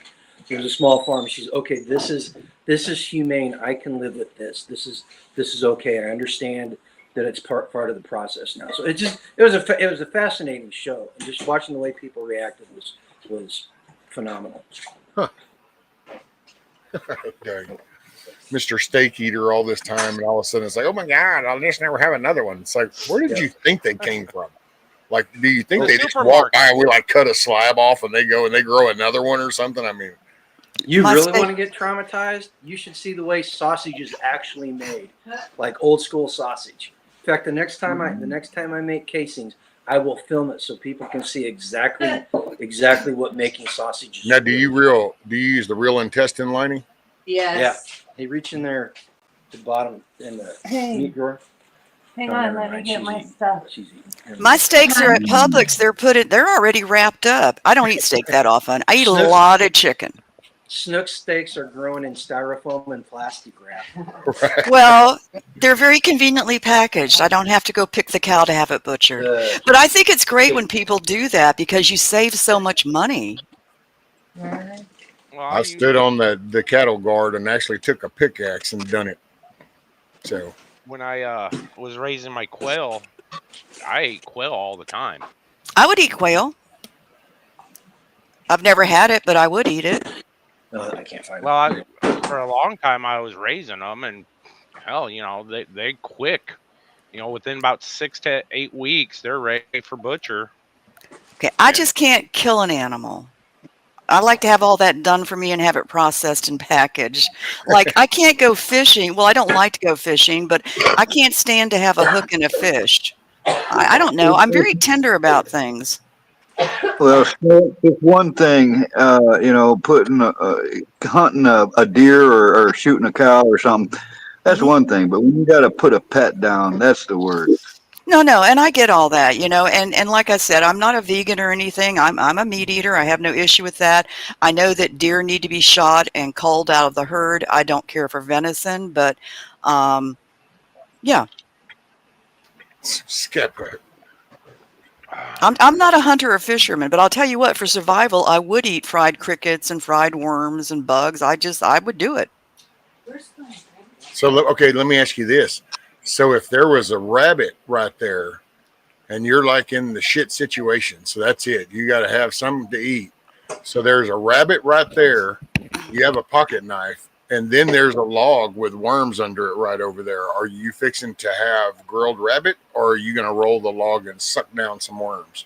That's so unfair. I'm going to be with somebody else who's surviving too, and it's going to be a No, man. no, And this is no, a he's going to solo kill thing. the rabbit, skin it, and then I'm going to cook it. He's, No, no, no, I'm going to no. be, I'm the survival cook. and then This is he's going to this be is eating the called rabbit, and you're going to be eating the worms under the log. No, no, no. If I cook the rabbit, dang it, I'm going to get part of it. this is called Man, you guys civilization. are all way This is behind. why communities and tribes started, and why cities started. Because not everybody's cut out to do every single aspect of survival. And Thank by you. coming together as a tribe or a community, it exponentially increases our ability to survive. Yeah. I mean, I can do cooking, I can do sewing, I can do wood gathering. There's a lot I So, can do. so if we end up in a shift situation to where you're going to go into a community, which freedoms are you willing to give up so that you can get provided the meat to cook and stuff? Because you know that's a give and take. If you're not What do going you to do it mean? yourself, it's going to be you're going to have to like provide. More than You're going to give up something of yourself to get somebody else to provide for you. I don't Hmm. think that you could ever ask what you're eating. That's what the trick is, Snooks. Never ask the cook what's in this. And I'm What? just highlighting that decision because which I understand, not wanting to kill things, but and I've had the same conversation with the missus. It's like all I could say, and I get it, but there always should be that moment of reality to where okay, it's a necessity. This is a reality.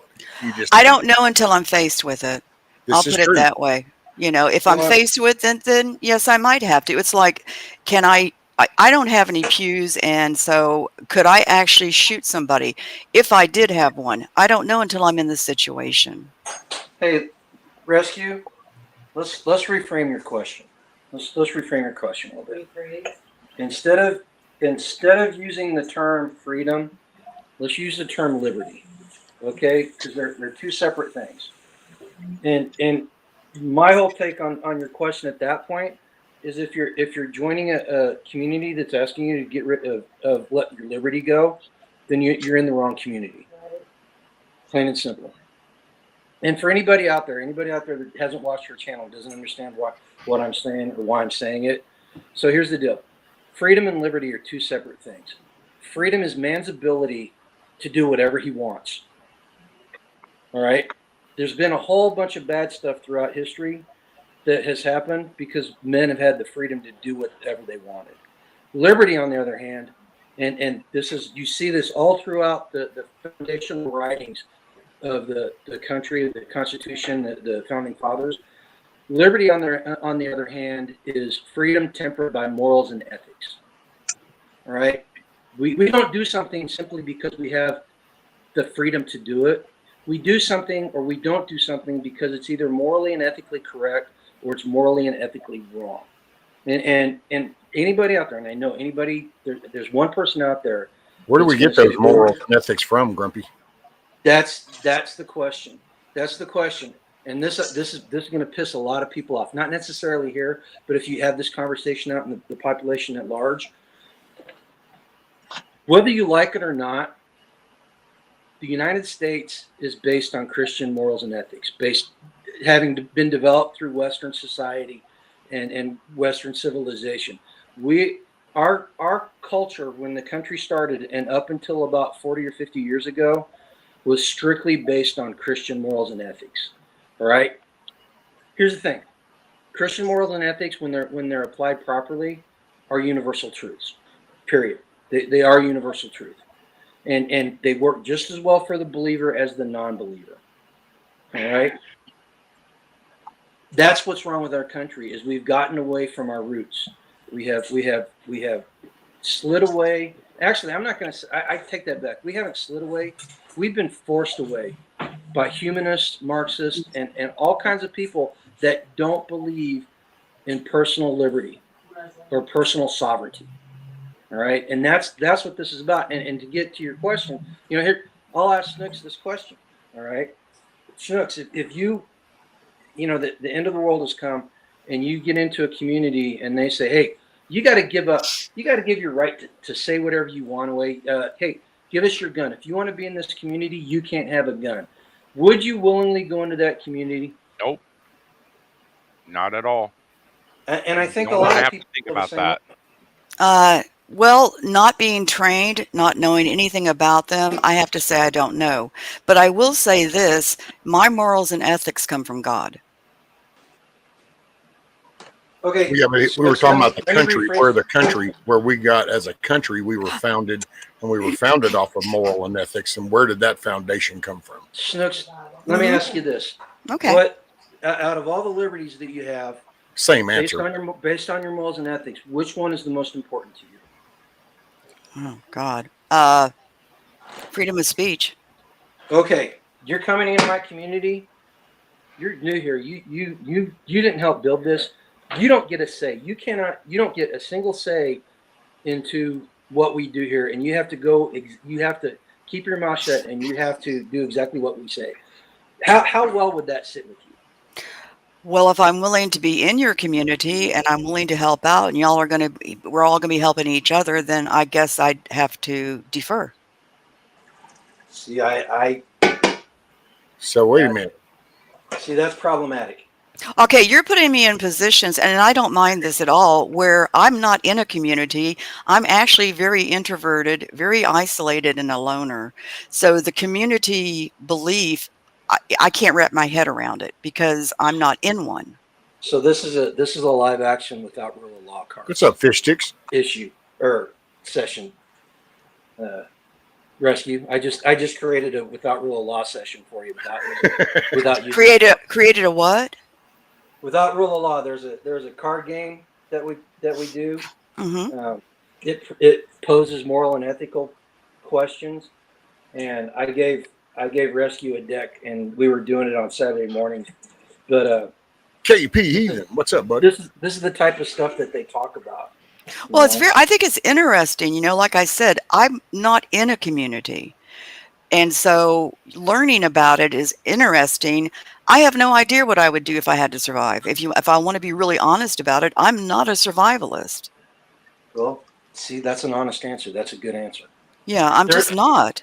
There's no right answer. Okay, there's no right answer to the question. Yeah. No, there's just a you answer. I mean, because everybody's different and everybody sees different and everybody has different experience, everything. So Yeah, I'm tough to a point, but I don't like camping. I'm not a woods person. I'm not going to BS about it. I like a nice hotel with room service. But we got to be clear. There are situations. There are situations where shoot them in the face is the correct answer. Yeah, I know.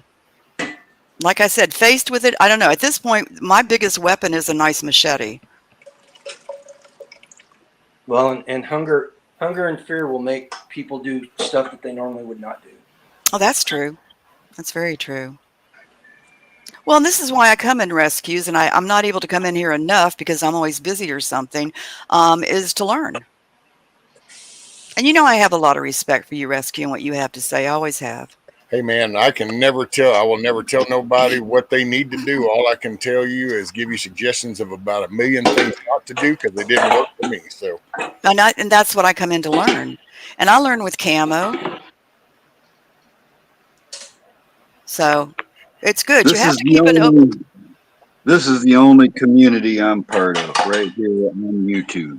All right. Yeah, my community is either untrustworthy or died. All right. It's me and Pamela. It's been just me for years. And I pretty much, you can, Pamela will verify this. Hey, Andy. The way I live is like camping. All right. It's like I've been camping for years. All right. Look, right now I'm in a pole barn. Right. I've got a deal worked out, and I've actually just upgraded. I got a big generator now, so I got power and all this stuff. But I've been living real primitive for a long time, ever since you guys have known me, longer than that. All right. Oh, I've And seen that, Carl. I've seen it. You're a survivalist. I feel like that's all I do, though. I'm not prospering. I feel like I've been in survival mode for too long, and I feel like I need to be able to enrich myself a little better. And it's not as easy as it sounds. All right. You can work your ass off. You just, if you're on your own and you're the only one doing it, it's hard to get ahead, folks. I'm telling you. I've got a little backup now, man. I've got somebody helping me do stuff. This is new to me. This is, it's nice. All right. I'm actually not alone, but I don't want to become part of any group. I've been saying for years, since the 80s when I started doing gun shows and shit, I am not affiliated with any groups or organizations. All right. And I mean it. I'm not part of nothing like that. All right. And I'm pretty comfortable there. I would rather be like this than to be into a community that I don't know or that I can't trust or that'll let me down or I'll let them down or whatever the scenario plays out to be. For me, it's just easier to be on my own at this point. See, and Camo, you're kind of like the way I am, and what upsets me in the prepping community, you hear people talk about, oh, you want to stay away from lone wolves. No, a lone wolf is perfectly fine. You got to understand something. A wolf can be a pack animal or an individualist, and by themselves. It's a coyote that you have to worry about. And I'm very alone person. I I'm a sheepdog. prefer being alone and away from the group, but I also know that there's times where I need a group and I can be a part of that group. Well, actually, Ray, I'm not a wolf or a sheep. I'm that guard dog. I'm more closer to that guard dog that just kind of, circles That the that perimeter. that guard dog back on the Looney Tunes, Yeah, protecting the yeah. sheep from Wiley Coyote. Morning, George. I mean, I can Teresa, say, I'm well, sorry, hold on go one ahead. sec. Teresa said, in my opinion, if you put that question as a bigger picture and the community is looked at as your country instead, would you give up freedom of speech just because you live in the USA? And there was an and, but there was nothing else that followed. Miss All I'm We Teresa. gonna did. We Oh, did. and just because you didn't help found it means you didn't get a say in things. I say that's BS. I'm gonna quote something that comes back from way back in history, from the Oracle of Delphi. Know thyself. I'm not giving up anything. I am me. Love me, hate me, I don't care. You can call me anything you want, just don't call me an asshole because I'm not a part of something. I'm an entire ass. You I, need to know yourself. That's I, all there is to it. I kind of go along with that. I mean, I'm a loner. It doesn't mean I can't adapt in certain situations. So here's three things. First off, to the giving up free speech for the country, we already did. We already did. The Patriot Act has curtailed free speech. A lot of people during COVID kept their mouth shut when they knew better. You can't believe I worked at a hospital. You can't believe the conversations I had with medical professionals that self-censored themselves because they wanted to keep their job. Number two, the lone wolf mentality and prepping. Speaking of what Carl and No Quarter was saying. Here's the deal. And if you guys don't know, I think that preppers and homesteaders are the same exact people. They're just different places on the preparedness continuum. Okay? As far as prepping goes, once the balloon goes up and you start digging into your supplies, your survival clock is ticking. And eventually when your supplies run out, your survival ability will run out. This is why I am a huge advocate of moving up that continuum as far as you can. And then speaking to the lone wolf and community, this is why we need community because once your individual survival clock starts running out, you're going to need help. Right? So you can lone wolf it as much as you want, but eventually you're going to have to find a community. And it's better to do it now when you're not starving to death and you've got a roof over your head and you're not worried about somebody murdering you in your sleep than later when all that stuff may be true. All right. So there's the three things. Grumpy, I agree with that, but I want to ask you something, and this is not to put anything on anybody. Have you ever been an introvert? Do you know how it feels to be one? Yes. Yeah, I believe it or not, Okay. I kind of am an introvert. He hates people. Okay, I don't know if that makes me grumpy. I don't like people. That's a feeling that I can relate to 100%. I don't hate people. I just prefer not to be around them because of a lot of trust issues and a lot of backstabbing. And just over the last 5 years, I just choose not to be around them. I try to I people, wouldn't but people say usually I, ruin it. I don't hate people. I hate their choices. I get peopled out really quick. Yeah, especially as okay, we that's a get older. good one. I like that. It's, you know what? I don't hate. I don't like to use the word hate. That's a really deep emotion to put out. I like to say I dislike being around crowds and people. One-on-one here on the internet, I do great. I'm very social, but it's very comfortable for me. Wrong sandwich. There's always the X in the top right corner. Wait a minute, what's the X? Close out. And Close out. Oh, okay, that's true. That's right. I got to just stop and get off the computer. That's true. Yeah, but I've been divorced now for 2 years, but separated for 5, and I'm happier than I've ever been. Because sometimes you can be with somebody and you still don't have somebody there. Well, that's because misery is worse than loneliness. I'm sorry. Yeah. I see this note or this message from Access. Church, assembly, state garages. Those are the only places I can find where people actually gather in real life person. I tell you what, I don't go to churches. I will not. There's too many fake people in churches. I agree with that. For me. Hey, there's always room for one more. One more what? Fake church? One more hypocrite or one more person that is lying to themselves. There's always room for more.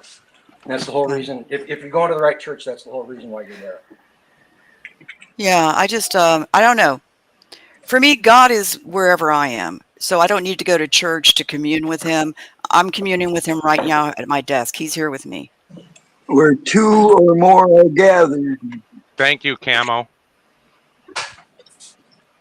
I think and it's a personal thing because that's the relationship with God's a personal one. So to find where he works through people in all different ways and different modes. So, I'm not a church person, but then that's just maybe I haven't found the right one. So I'm not condemning nobody's. I'm not, what do you, boo? Joel Osteen is right down the road from me. And for me, that's the representation. In most churches, I haven't found one that really, haven't seen that group of people that actually walk the talk for me in my area. So that's not condemning the other 50 states around another county, So that's just You mean that Joel Osteen is a representation of the worst? Well, that's your typical church. It's a sales thing, and even these small ones, and you're pitching in for this building, and you're pitching in for this, and it's like, but you guys are driving right past blocks of people that are having a hard time feeding their kids, and you're going in, and you're supposed to be learning. This is all my personal representation, so this is just my viewpoint. You should be going to a church to share and to be taught. This is where you would go to have a teacher teach you the word, not do the. I don't know, man. There's not enough community involvement. You get these churches, but you don't see the representation in the community from that church around here. And they're good people and they're polite and they shake your hands, but like to me, like I said, this is just me. I'm a redneck in the woods. These people I've seen for 30 years, and it's like on Sunday, they smile, they're dressed up, they shake hands, hello to everybody. Monday through Saturday, I ain't got time for you. Who are you? Mhm. Oh, you're so and so. Oh, and it's a whole different vibe. And it's like, so then how are you actually doing this? How does this work? Are you just using this as a crutch? So you can go there and justify the crap you pull all week because you don't actually have to walk or talk. And this is all my personal view. So, I'm not putting it on nobody. It's just this is the way I view it. I think that if you have a true relationship, then that kind of behavior would turn you away because that's not what it's about. Love your neighbor as yourself. It doesn't say to drive 5, 10, 20 miles and go to this place and say, here's some money. And now I'm going to drive that 15, 20 miles back. And all those people in between who needed help, who's suffering. And it's like, Hey, so what's the interpretation of neighbor? don't don't mistake the American church with the church, please. That's a huge issue. The the American church is apostate. Period. The most churches in America are apostate, and the church body, the proper church body, is not like that. All right, and you have to keep looking and find something. You guys want to see something cool? So right there, I don't even know how much that weighs. It's probably 13, 14 ounces of ricotta cheese. Ooh, look at you. Oh, I love ricotta. So Um, I just want to say this. I know that there are good churches out there. I know there are. I would not ever down all churches. And I would never say people shouldn't go to churches. And for comments, in the chat and stuff, if you're not an introvert, you're not a loner, and you're okay with being around people, you don't know how it feels to be me. You just don't know. So you can say fellowship, and everything else. That intimidates me. So here's a little news bite for you guys. You guys, yeah, everybody knows how they elected the new pope, right? And he's what, from South Bend, Indiana, or somewhere like that. So now the city wants to buy his childhood home and make it a landmark.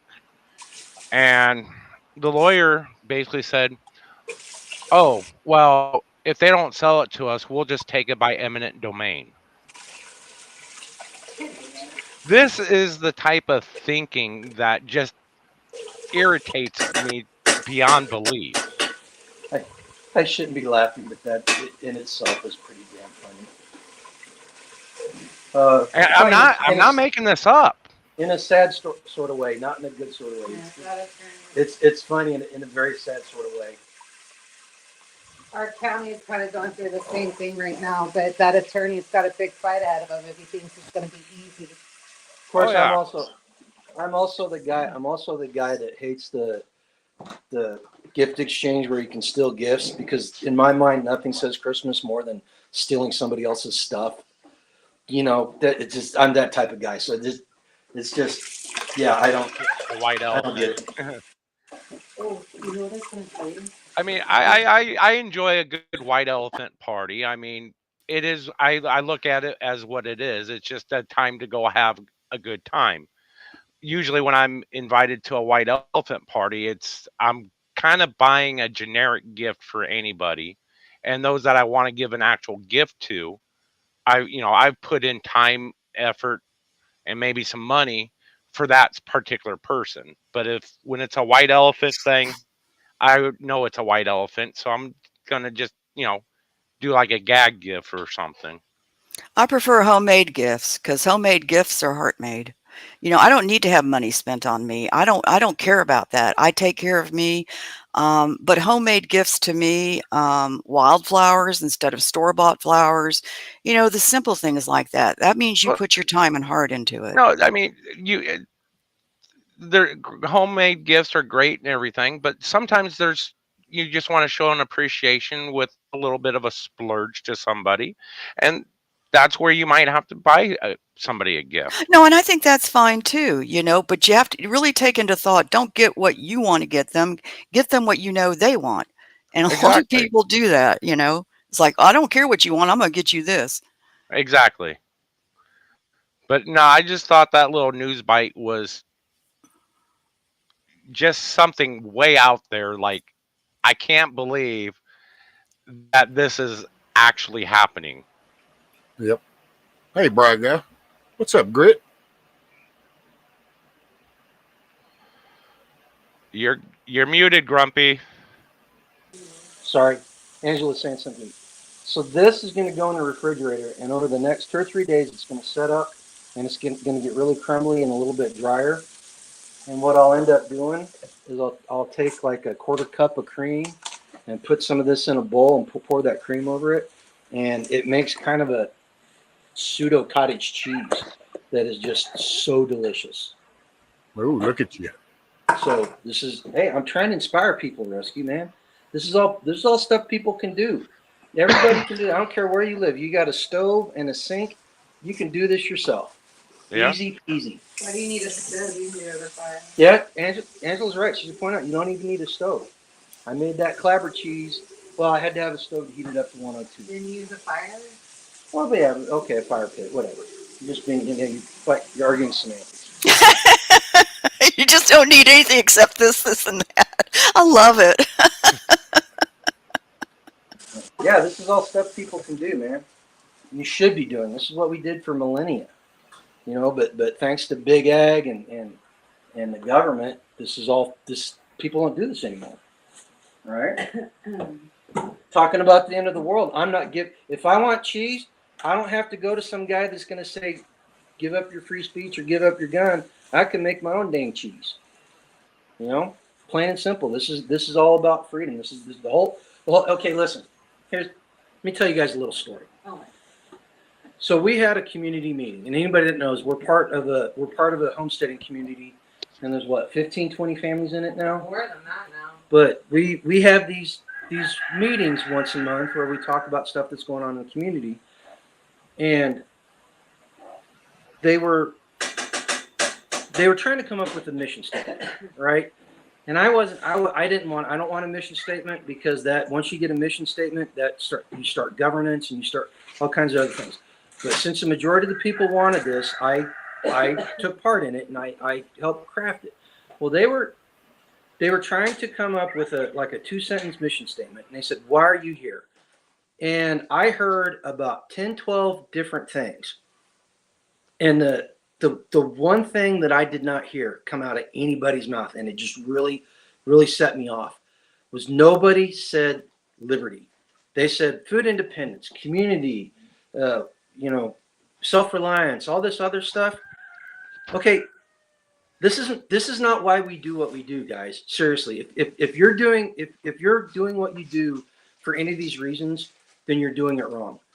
The reason why we do these things, the reason why we learn how to make cheese and we become food independent, the reason that we practice with our guns and we advocate for the Second Amendment, the reason that we promote the First Amendment and we speak our minds, the whole reason we do this is for liberty, and everything that comes out of that searching for liberty is the byproduct of it: the food independence, the self-reliance, the community.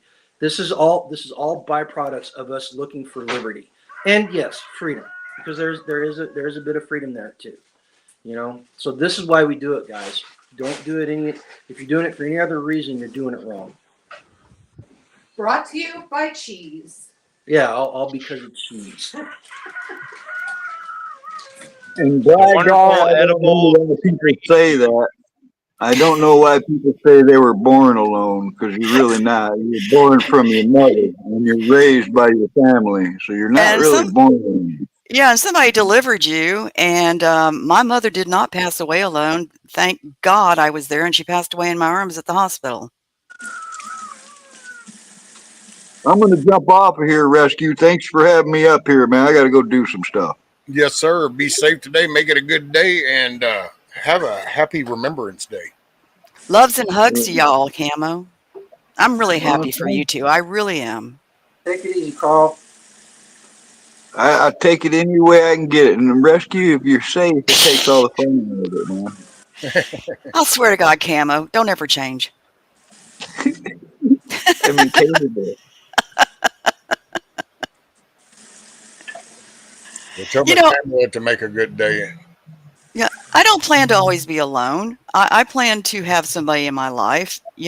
I'm just God will make it happen or it won't happen. I'm never alone. I have God in my life. Well, And if yeah, he I mean, yeah, good point. I really am never alone, but at some point I would like to have a companion, and that may happen. What does that say? Never alone. Oh, I like that. The cheesemaker. What goes into a coated cheese? milk, Just milk? Ricotta is literally Italian for twice cooked. Mm. And whenever you do cheese, the milk proteins coagulate, and that's how you get your cheese. Well, there's always some left in the solution of the whey. So you heat it up, and then you put something in it to curdle the milk. This time I used lemon juice. Last time I used apple cider vinegar. I like the lemon juice a lot more because it gives it a citrus taste on the end of it. And you literally just strain it and then run it through get as much of the water out of it as possible. And if I wanted to, and if I had enough, so this right here is from 2 gallons of milk. All right, and I'm sure that once I get more practice under my belt, I'll be able to get more out of the way because it was still kind of milky looking, but that's literally all it is. Was that pasteurized milk or unpasteurized? That is raw. I said the R word. Raw. It's only milk that makes ricotta taste as rich and good as it does. Yeah. Yeah, the type of milk. You don't. Wow. If you're making any type of cheese, you do not want to use the ultra pasteurized stuff because you just not want fat. yeah, you want. You can use pasteurized milk, but it doesn't turn out as well as what raw milk would. So those But- two, these two, the gallons that I used came in these jars from our neighbor, and the cream on it because they're on grass right now. There was about that much cream in here. We got about almost a half gallon of cream. Yeah. That's the good stuff. Yep. The ultra pasteurized stuff changes the proteins in the milk to where it's basically not milk anymore. Right. It denatures Pasteurized does make some changes and can be used just fine in a pinch for butter and cheese and things. But honestly, raw milk is the best milk. Oh, Don't you be dropping stuff in there. I'm not dropping stuff. I want to. I don't like milk. I don't drink it. If it's in a product, then I'll have it. I mean, I love cheese, but I just don't drink I milk. love milk and milk products. Oh Yeah, man, I don't drink milk on its own. I'm That's one of those kids. 100% Milk makes body cream. good. You can see the cream on that. This is all Yeah. cream. That's all cream. That's the last cream time off of that other. No, actually, the last Where time we made cream, last time we made cheese, we pulled all the cream off and made About butter. So Hell quarter yeah. way down from the lid, from the video, it looks like there's a little bit of a change in color. yeah, that's the old cream that was on there and has hardened into butter. It's literally butter. You can see the color. That's the color of our butter. Show them the butter I made so they can get an idea for the color. No, that stuff doesn't look good. Yes, it does. It's just we prejudice against my butter. I'm the Hey, one that Miss made Cheryl. the butter. You did not make all the butter. We made the butter for the Joel Soliton visit to Midwest Preparedness Festival and the community. Yeah, I made. How many ounces of butter did we make? We Close to 200. No, yeah, close to We got- 150, 25 in there. Yeah, we made a lot of butter. More butter. More butter.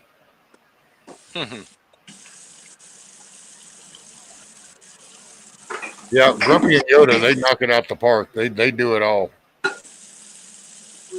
Look, it's been a long road. Seriously, this is not something that these people that think they can just put what they're doing and get property and create a homestead. It takes a lot of work and a lot of effort. So And a whole lot of mistakes. Oh, absolutely. Well, that's that. No, Cordy, you say that and you're 100% correct. So we've got a saying around here is well, at least we're not starving because we make so many mistakes. It's a good thing that we're not starving, or else we'd be going hungry. Let me ask this. What's the difference between, what is it, prepping and homesteading? What Not is much. homesteading? Okay, you guys want a quick Do it, Grumpy. Do it. quick Yeah, I'd rundown- love it. a quick rundown on the preparedness continuum. You guys can go to my channel, and I'm actually in the middle of doing a series on this, and I'm talking about the 3 phases of preparedness. So preppers are basically driven by fear. That I don't mean that in the negative way. You've got some sort of fear that's causing you to say, "Hey, I need to start stacking food," and so you're stacking food and you're learning about survival skills, and it primarily focuses on the five survival aspects of preparedness, which is food, water, shelter, security, and medical. All right, and that's what you focus on, and you're stacking stuff. But here's the problem with being a prepper. It's a finite solution to a problem that could be infinite. And that's when I said earlier, when I said that your survival clock starts ticking as soon as you start digging into your preps. When your preps run out, you're in trouble. Okay. So then you move up the continuum and you become a prep setter. And what the prep setter is somebody who's primarily driven by the understanding that they need to transition from this finite answer to an infinite answer, but they don't have the skills and material and whatnot. All right. So the one of the key things of the prep setter is you're still reliant on the system. You're still reliant on electricity and water. Water comes out of the tap when you turn it on. You're still relying on that. You still go to the store. And that's where Angela and I are right now. We lived over in Missouri and had some things happen, and we were just starting to transition into the homesteading phase where we were going to be more self-reliant, not stuff. But we had to move here, and we basically we started over. We literally went all the way back down to the beginning of the prep starter phase and have been clawing our way back the last 3.5 years.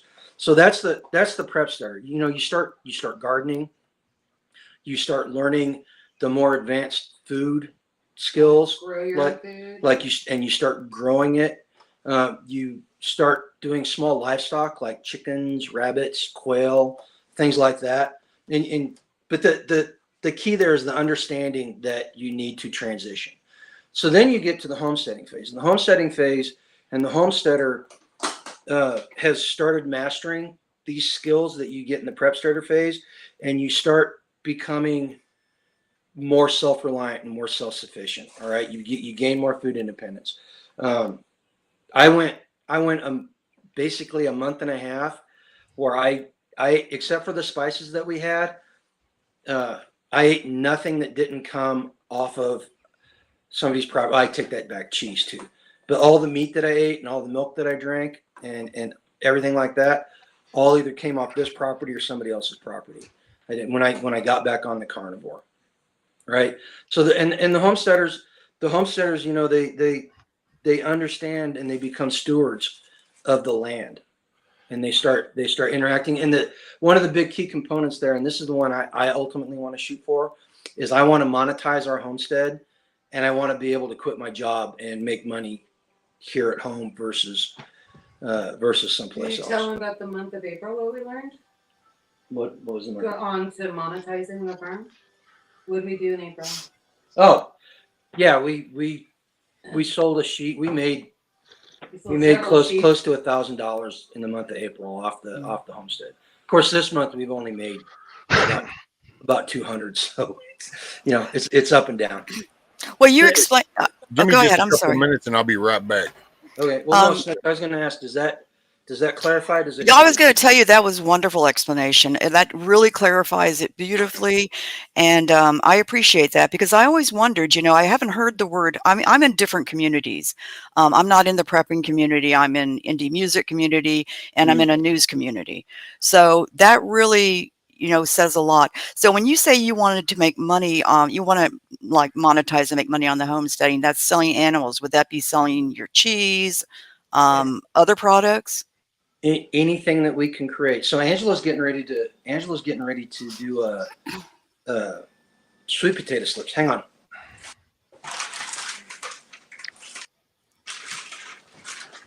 So we took sweet potatoes and have started making slips, and here in what, a couple of weeks? No, they start going to the ground in a minute. So this week, No, she's actually gonna have to start shipping these out now. You're here in the next week, but she's gonna sell these, right? So this is monetizing our garden. So you can sell those cuttings? Yes. Yeah. So she'll That's amazing. She'll wrap them in a baggie with a paper towel in there and make it wet, and she'll seal that up, and then she'll put it in a padded envelope, or are you sending them in boxes? I'm not sure yet. I've got to see what I can But find. she has mailed these out to people. That's just wonderful. I've got a set going to Canada.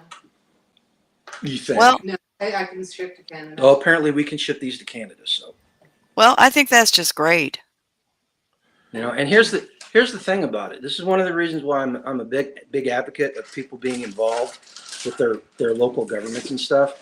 So the state of Kansas, we live in Kansas. The state of Kansas has a rule that if we want to sell things at a farmer's market, then our greenhouse has to be certified.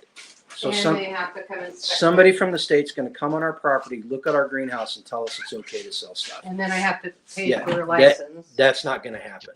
That's not going to happen. I'm a huge advocate of pop-up farm stands. You find somebody that will allow you to set your stand up on their property, and you just do it on a Saturday morning, and you sell it, and then once everything's gone, you move on. Right? Yeah, we have those here in Florida.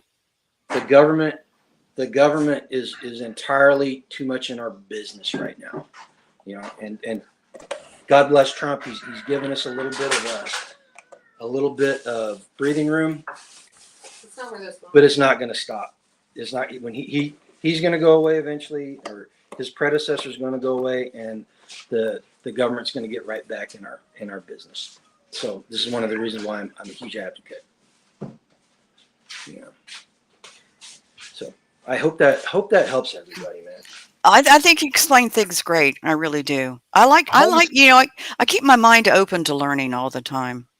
Homesteading and prepping are really the exact same thing. It's just the matter of where you're located.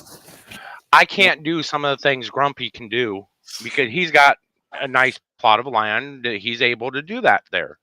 Living here in Mesa, Arizona, inside the city, basically downtown, there's things I can't raise a goat.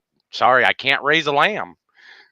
Unfortunately, the government would be all up in my business, not to mention the property owner, blah, blah, blah. So I learn what I can with what the situation calls for. Exactly. I can learn to do simple gardening. I've got some space. I can do simple things. I can prepare to make sure that when everybody else is in a food line, I'm sitting at home eating a steak dinner. So no quarter's 100% correct. Everybody's situation is going to be different, and even if he was on property outside of the city limits, his concerns for homesteading would be completely different than mine. Now, my grandmother and grandfather lived in Apache Junction, so I remember when Mesa used to be by itself. It wasn't part of the Phoenix Metro. But anyway, no, you're 100% correct. But here's the thing about it. And this is something that everybody should strive for. Everybody in chat, this is how you should be thinking, in my opinion. You try to move up that preparedness continuum as far as you can. You're going to run into physical limitations. You're going to run into financial limitations. You're going to run into emotional limitations. Snook said she couldn't butcher an animal. That's a limiting factor, and that's perfectly fine. But you move up that spectrum as far as you can, so that you can maximize your ability to survive and thrive. And Camo, before he left, he said something great. He said I'm surviving, but I'm not thriving, right? And then he went on to explain why. But when the stuff hits the fan, we don't want to survive. We want to thrive. We want to be able to be well off is a relative term, okay? But I'm going to say well off. We want to be living a life where we're not subsistence on, survival is a one day at a time thing. All right, and nobody should want that, and everybody should be moving. And there's the great thing about modernity, about the way the country is with the YouTube and everything. Your ability to learn new skills is greater than any time in human history, guys. Seriously, you have the ability in the course of an afternoon to read more and learn more than some medieval peasant Yep. 400 or 500 years ago. This is great times, and we need to leverage it. This is why I'm a huge advocate of using AI for garden design and stuff, because you can do it just like that, and it does a good job. In fact, I'm in the process of making a whole bunch of tree gill designs for native plants around here that I'm going to share with the community once I get them done, all using AI. But you're moving up that scale, and as soon as you start stagnating, you need to really look at your situation and say, am I doing everything that I can do? And if you're not, identify what more you could do and start doing it. Basically, Right? And reducing your dependence upon anybody else or the government. Reducing your what I just said. My mind just went blank. On the government. It was on the government. Well, not just the government, but I don't want to be dependent upon somebody else. Oh, somebody else. You don't want to be I just don't want to be that way. I want to be, to me, thriving is the fact that, hey, you know what? My belly's full. I'm able to pursue something that interests me. I'll say this. Once you get into community, there is a little bit of dependency there. But it's a good way because they're like-minded. Well, I needed to let her know too that most of the people in our community are introverts. Oh, I don't know if you heard that, Snooks, but Angela, there's a ton of people in our community that are introverts. Oh, thank you. Angela's her name, right? Yeah. Oh, thank you, Angela. I appreciate that. Like I said, and I live in a neighborhood. I've been here for a long time, and I'm semi-friendly with one set of neighbors. I have an HOA, so I definitely can't raise animals anyway, but I still would have an issue. I just can't kill animals. I'm not you can say it's a sissy thing or whatever. I don't care. You know what? I'm not going to say that because when I raised quail, I had to butcher them. Mhm. And I didn't have some of the things I wanted, like a kill cone. So in order for me to butcher, I basically had to hold that bird and lop off its head. And that's an experience that, some people may not really, want to have. Well, I've seen a chicken have its head cut off and it still keeps running around. I did not Well, eat that chicken that night. There's a difference between chopping and letting it run around and actually holding the thing, chopping its head off and feeling the nerves fire off in your hand. There's a big difference. So I've been raising animals for butcher since 2015. No, before that. No, because we were 2003, I think. So over 20 years now. This one has never killed an animal. No. She doesn't have a problem. Once I butcher it and I dress it out, and it becomes meat. She doesn't have a problem with it. But it's not something that she wants to do, and I that's perfectly fine. I don't have a problem with anybody that does not want to do that. Angela, I am one with you. That's what I say. I can do the cooking. I just don't want to see all the other stuff. Quite frankly, I blame Disney. No, you can't. I blame Disney because Disney has emmorphized. Is that the right word? They've given animals personalities, and now Everybody that comes over to our place has to name the animals. They have, Yeah, they have to give them a name. don't name an animal you're going to eat. I have an issue with that. And as far as Disney, like, I don't even want to get into how I feel about them, because none of it would be good, and I don't swear.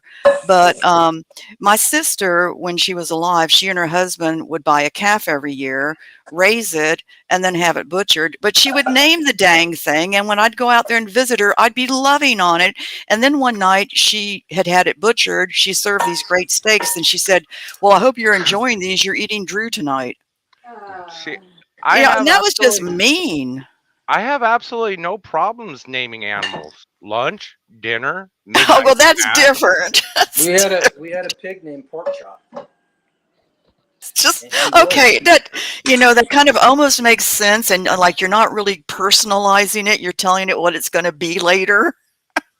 Well, like the goat that she showed you, the little black and white goat. Her name's Princess, and she's gonna go to some place where she's gonna be. A pet. She's gonna be she's a lawnmower is what they want. Yeah. Her for.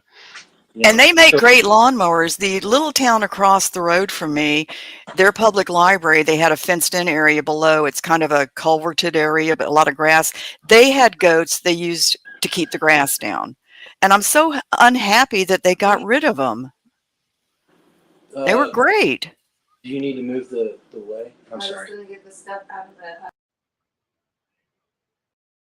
I guess more, at least for me, it's the fact that I probably have a stronger ability than you, Snooks, to separate emotional attachment from everything else. I'm not going to get emotional if I know I'm raising an animal for slaughter. I'm not going to get emotionally attached to it as I would raising my dog.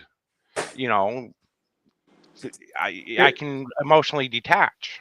And I think that's great. I think that's the way to do it. I'm just tender about a lot of things. Here's something to think about, and my numbers may be off here a little bit, but the scale is correct. There's something like 7.5 billion acres of unused green space in urban areas in America. This is all space that's given over to lawns, grass and all that.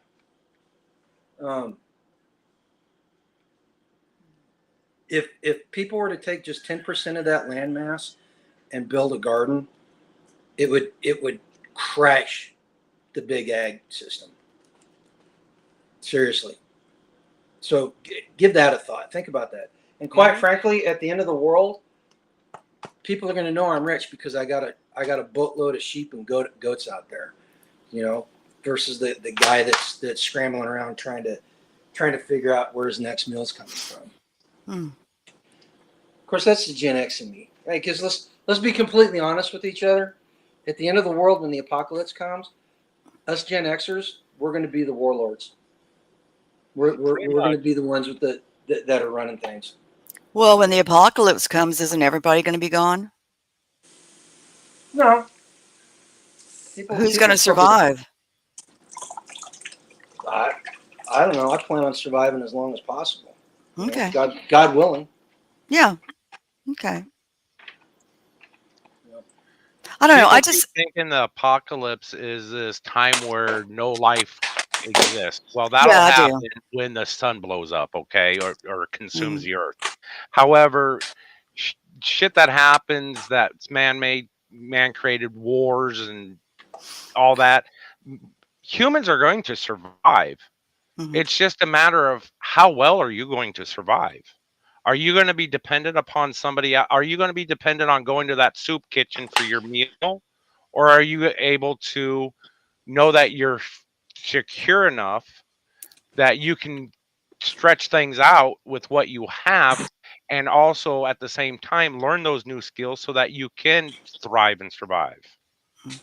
Well, I get fussed at a lot for this because I don't look ahead that far because I don't want to live my life in fear. So I kind of choose to live my life day by day.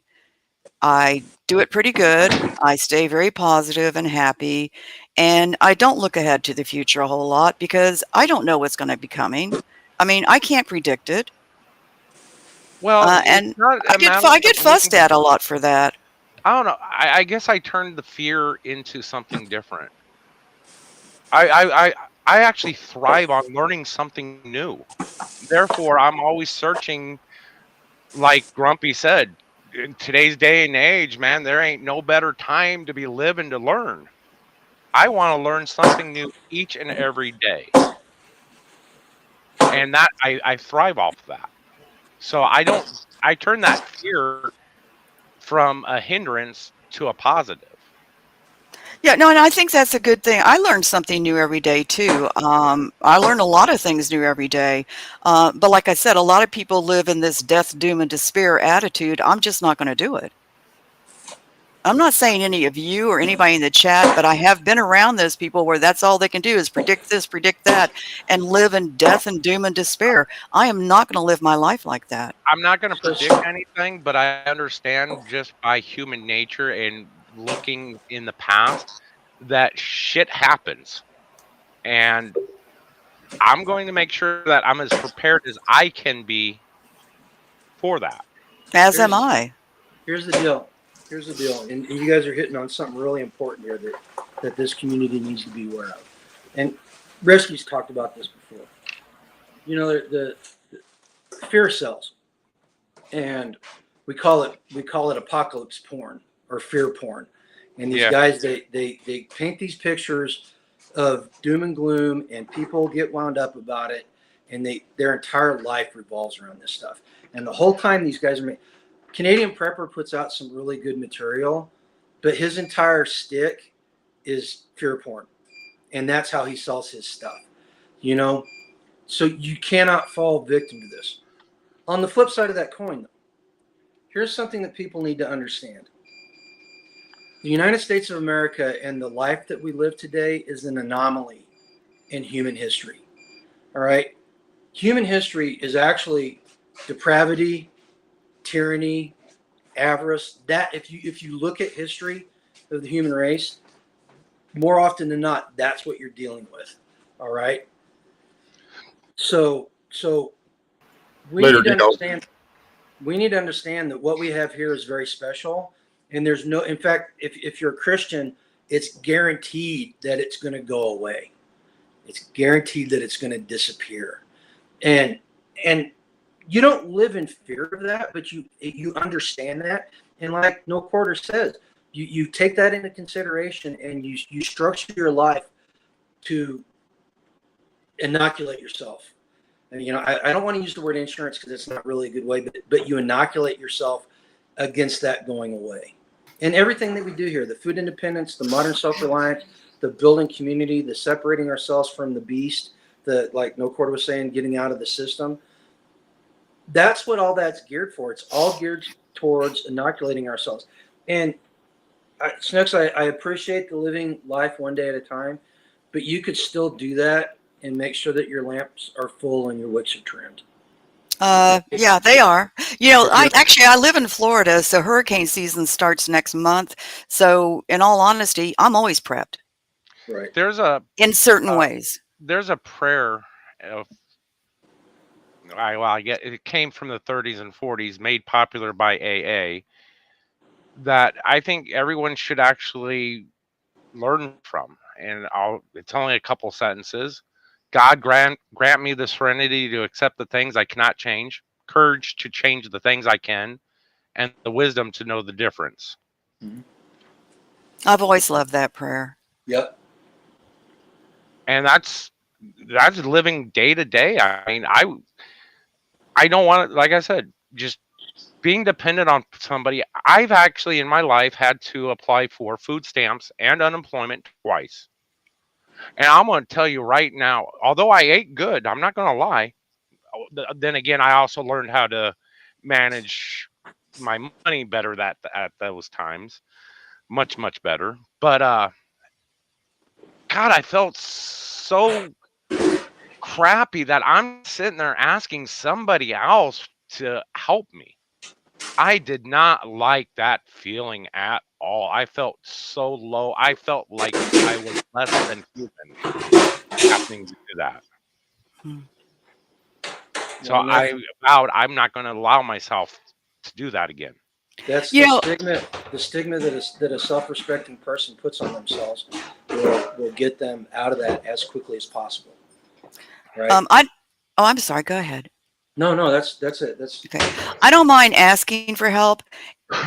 In fact, I prefer to give help rather than ask. I like to give rather than get, but I wouldn't mind asking for help. I have gotten like extremely good at budgeting since I've been divorced, whereas I didn't have to before. And I love it. I should have been budgeting when I was married. It's fun. It's great.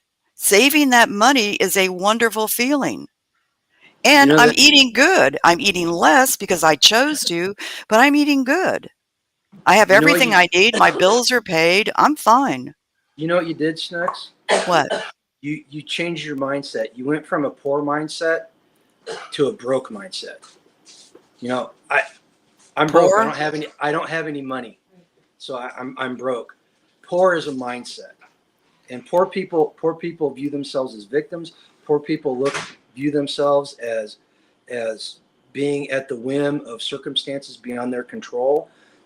You created a budget, and you started giving every single dollar a name and putting it where it belonged. And now that you've got control over it, and correct me if I'm wrong here, it's giving you the freedom to do other things that you couldn't do before. Um, well, in some ways, yes, but I never was poor. I've never been a victim. Okay, well, I have to you say that.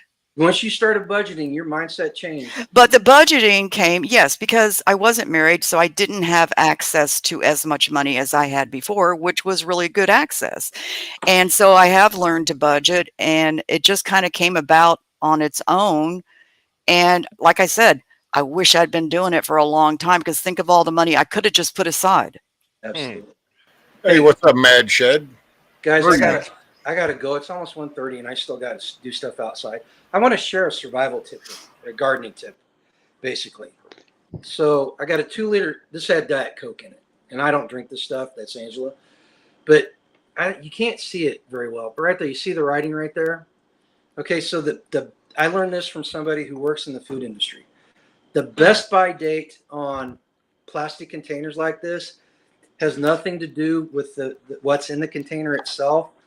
It's when the manufacturer can guarantee that the plastics will not leach into whatever's in there. That's when they say, okay, up to this point, we guarantee that no plastics will dissolve into your drink or whatever. So that's the first thing. And the second thing is, so you can take this one. So this one, the best by date on this one is June 30th. So I've got till the end of June. I can use this. I'm going to fill it full of water, poke a hole in the top of it with a screwdriver, and I'm going to go out into my container garden and stick that right down into the ground. And over the course of time, the water will come out and it will keep your plants watered. And as soon as June 30th rolls around, I'll just yank this out and replace it with one that's got a better date on it. Well, I'm going to expand on what you just said, Grumpy. Okay. And people don't understand this. People think that the best buy date on food items is its expiration date. I know people that will see best buy on a carton of eggs and throw it out the next day because the best buy, they think it's expired. In the United States, food does not expire. End of discussion. The best buy date is nothing more than an inventory control system for that manufacturer. You can go buy a steak that has a best buy date from 2 months ago and it be just as fresh and just as good as the day that it was slaughtered.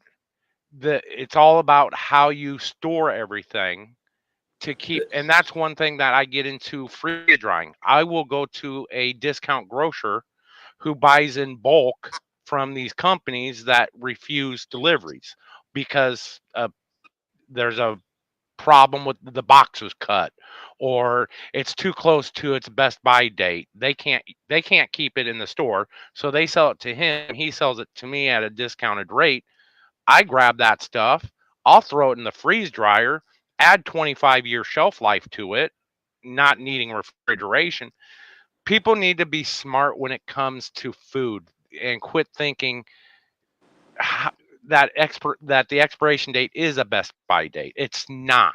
Well, to expand on that, so for manufacturers, the best by date is the last day that they can guarantee either A, the nutritional value that's on the label, or B, quality. That's when the manufacturer says after Yeah, this date, we're not going to guarantee it. But no Quarter is absolutely 100% correct on that, man. the only I thing that will expire. I'm sorry to cut you off. The only thing no, I go do want to throw this out. The only thing that does expire as a food item is baby formula, and that's because it's not real food. It's a formula. And milk.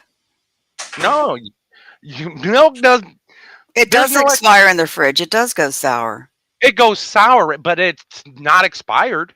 Well, I'm not going to drink it. How do you think sour cream is made? How do you think we learned how to, as a human society, to make cheese? Well, I don't make sour. Do you make sour cream out of sour milk? I have not yet. I've got a No, not recipe. you. I'm talking to No Quarter. I'm sorry. I That came out so rude. have it, That was a snooks there.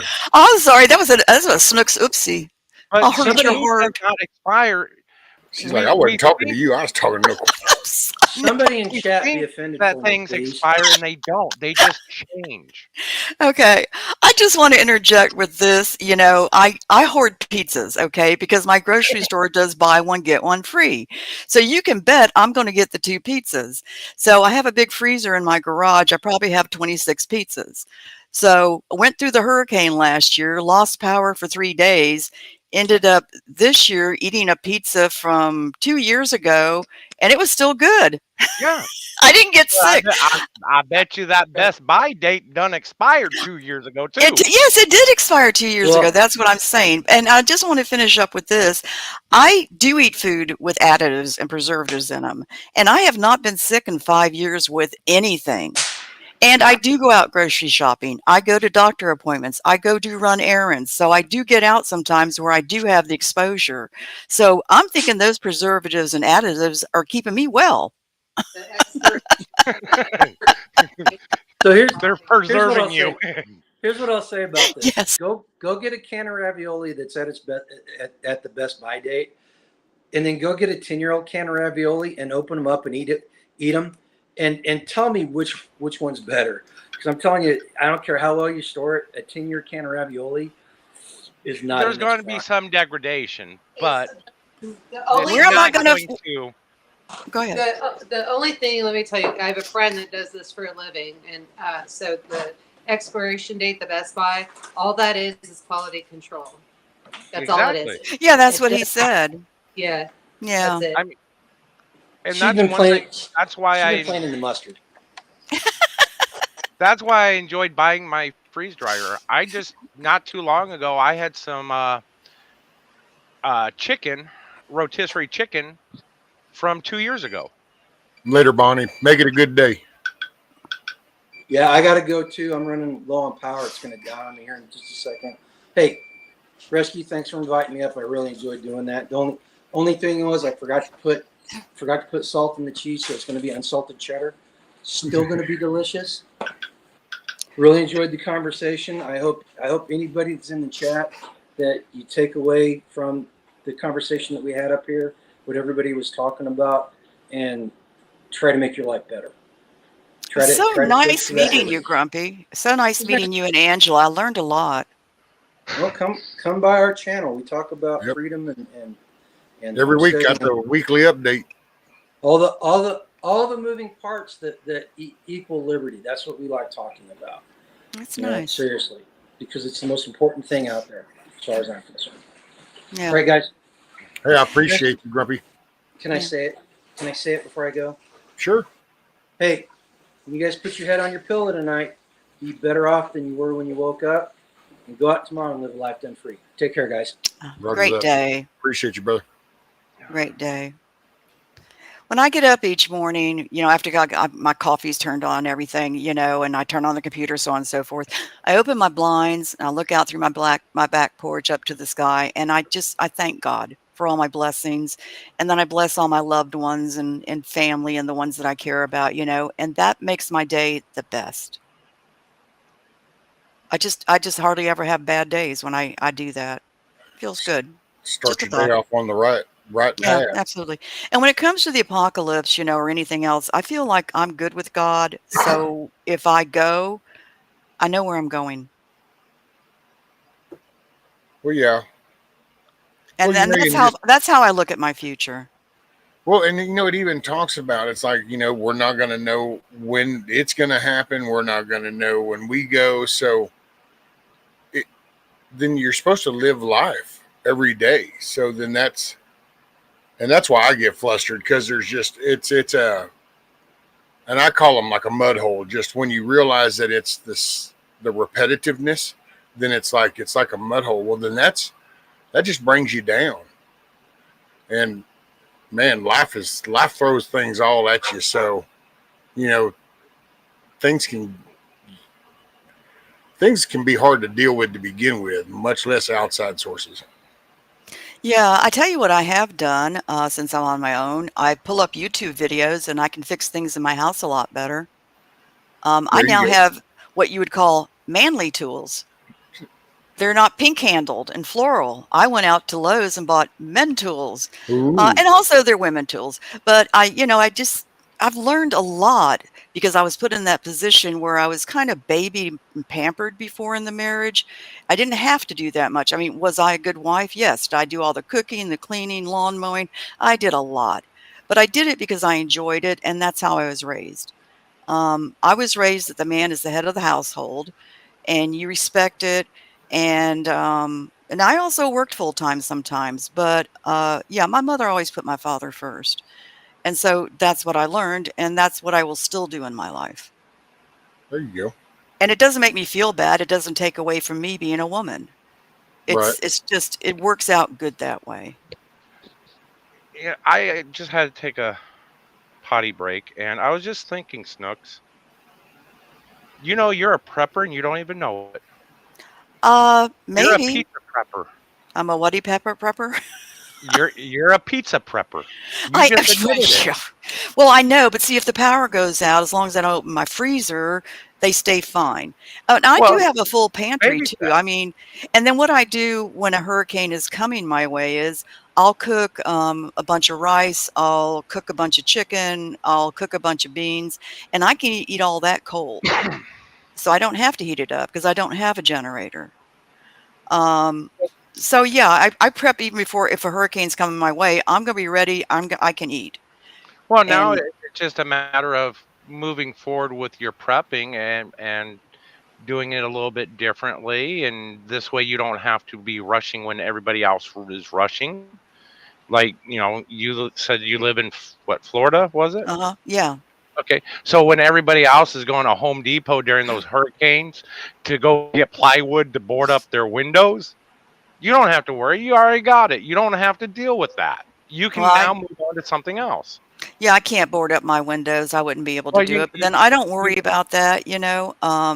you get the point But that I'm yeah, making, no, I though. do get the point. I stay stocked up on water. What's up, I Monty? stay stocked up on canned goods because, like I said, living here with hurricane season coming, that's what you do. I'm not going to be that person in line hoping I can get some water. Heck no.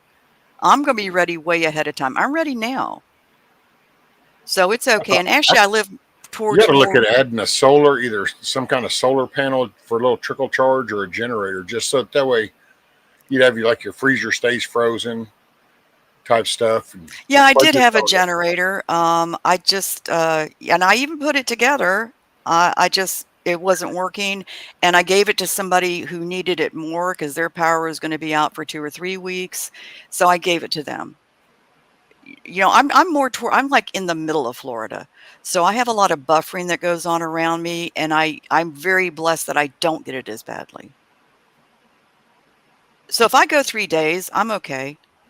I just sit on the back porch and drink electrolyte drinks. Well, but see, there could be those times when it could be 2 or 3 weeks. It just depends on how bad it is. And I only say that from experience here because, yeah, you were just out for 3 or 4 days, and I forgot which one it was, but it's the one that devastated us all throughout here. And man, it ripped up the whole infrastructure of the lines to where I think I we were out of remember. power for like 26 days or something. No, I remember that rescue. It was terrifying for y'all. And yes, I do need to get a generator, but it's going to have to sit outside, and I'd have to go out during the hurricane to fill it and do other things. I don't have a safe place to store it. You don't have like a little garage or No, I have a big garage, but I don't. If I have it in the garage, I got to have the garage door open. well, just Well, part of then you it. can also look into things like, if possible, add a couple solar panels and some lithium ion batteries. Now you have electricity that you don't have to open the garage door for. Yeah, and I have my car in the garage. So do I want a generator running near my car? I'm not sure. Well, yeah. I mean, if you just all you got to do is want ventilation. I mean, to be honest, in the typical garage with the car parked, you raise that door about 2 foot up, put a fan down towards the end of the garage, blowing towards that door, set the generator at the corner with the exhaust pointing at that door, and then plug your cords in and run it. But oh, You'd be well, just so you'd plug your fan into the generator because you need electricity yep, for a fan. yeah. But a fan's Well, not going to take much, but it'll make sure that air circulates right there. But see, yeah, that's where things like, I thought. lithium batteries come into play. You can store those. They don't not much space. So you See, I don't can even. fit them in a garage, and you can fit plenty of them in the garage so What do that you do lithium have the batteries do? just Store. nothing more than a regular a battery. Almost the same battery that's in your car, but a little bit better and more designed to delivering higher power. Hmm. I will look into things, but then I have to look at the fact is, can I afford it? Well, a lot Well, of yeah, things that's when you are just kind of expensive. juggle different options. Do what's affordable. Like we Yeah. ain't got no big Generac. I got a generator that runs off the propane because we got more than abundance of propane. So I found me a cheap generator at a pawn shop, bought it. I'm still in the process of getting it converted so that it's dual fuel, propane or gasoline. Hmm. But, you if you want something that's expensive, there's always a way to find it and Hmm. budget for it, right?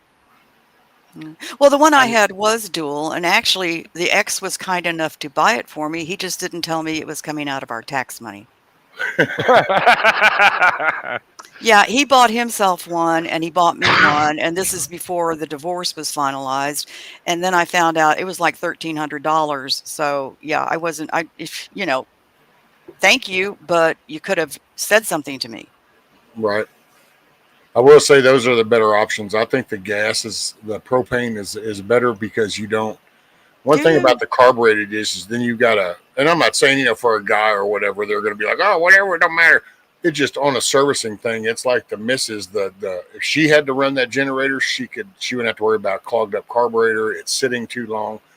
well, Propane that you just that's the plug it main in. thing right there, the sitting too long. I mean, I have a propane tank, a full tank just waiting, been sitting for 2, 3 years now.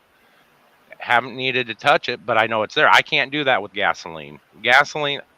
I'll use the gasoline portion of the generator, but that's only short term. So Yeah, that you now got to I have a use backup additives for to my get the backup. gas to last. Otherwise, it'll break down. And seeing your carbs, it gums up. It creates on the needle floats. They're just because you have more parts in that carburetor than you do in the propane side. The propane, you're having a jet, so a nozzle point where you don't have a residue buildup with propane that Yeah. you do like with gas.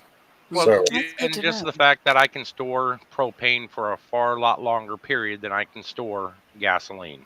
plus around here we kind of laugh and say, you catch the flood and hey, there'll be some propane bottles floating by. You can always find propane around here. Well, listen, I'm going to jump off rescue, but I really appreciate you having me up. I just thoroughly enjoyed this, and I actually behaved, except for one oopsie I'm when I blurted not out. talking to Yeah. you. Yeah, I know. That's the worst oopsie I do today. I'm gifted, okay? That's good. And give no quarter. It was really nice meeting you and talking with you, and I learned a lot from both of you, and I always learn from Camo and oh, the other one that was on now. Oh my God. Grumpy. Grumpy is like I've heard his name. Yeah, and I learned a lot. So this was really just a lot of fun. Well, thank you, And ma'am. I'm glad you came up. Yeah, thank you. Always enjoy talking with you, Rescue, and loves and hugs to the chat, and have a great day, and loves and hugs to all of you.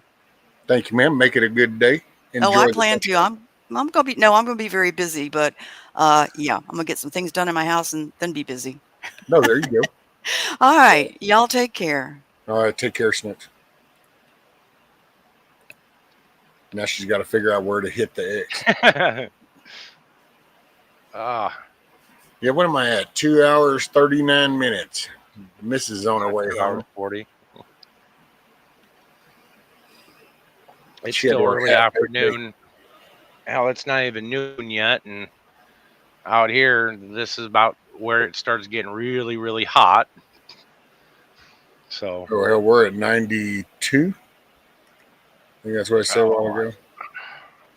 Yeah, we're hitting 92 with a feels like 100. I That's don't. just Texas day, though. It's not a big deal. I am worried about the summertime, though, man, because sometimes there's been years we've started out like this, and then the summer's usually the 115s, the 120s, and it's like, ah, man, I'm not really looking forward to that shit. Yeah, I honestly don't pay attention to the weather anymore, just because of the fact where I'm at. Hot is hot. It's gonna hit 115 degrees. It's just a matter of when. Yeah, it usually depends on how. It's just like if we have a pretty chilled out summer, then we usually have a pretty rough winter. And down here, see, we didn't have too bad of a winter, but this is starting off kind of hot, and it's like, ah, shit, man, we're gonna end up. This is gonna be one of them summers. You'll be on the news. People will be falling out from this heat.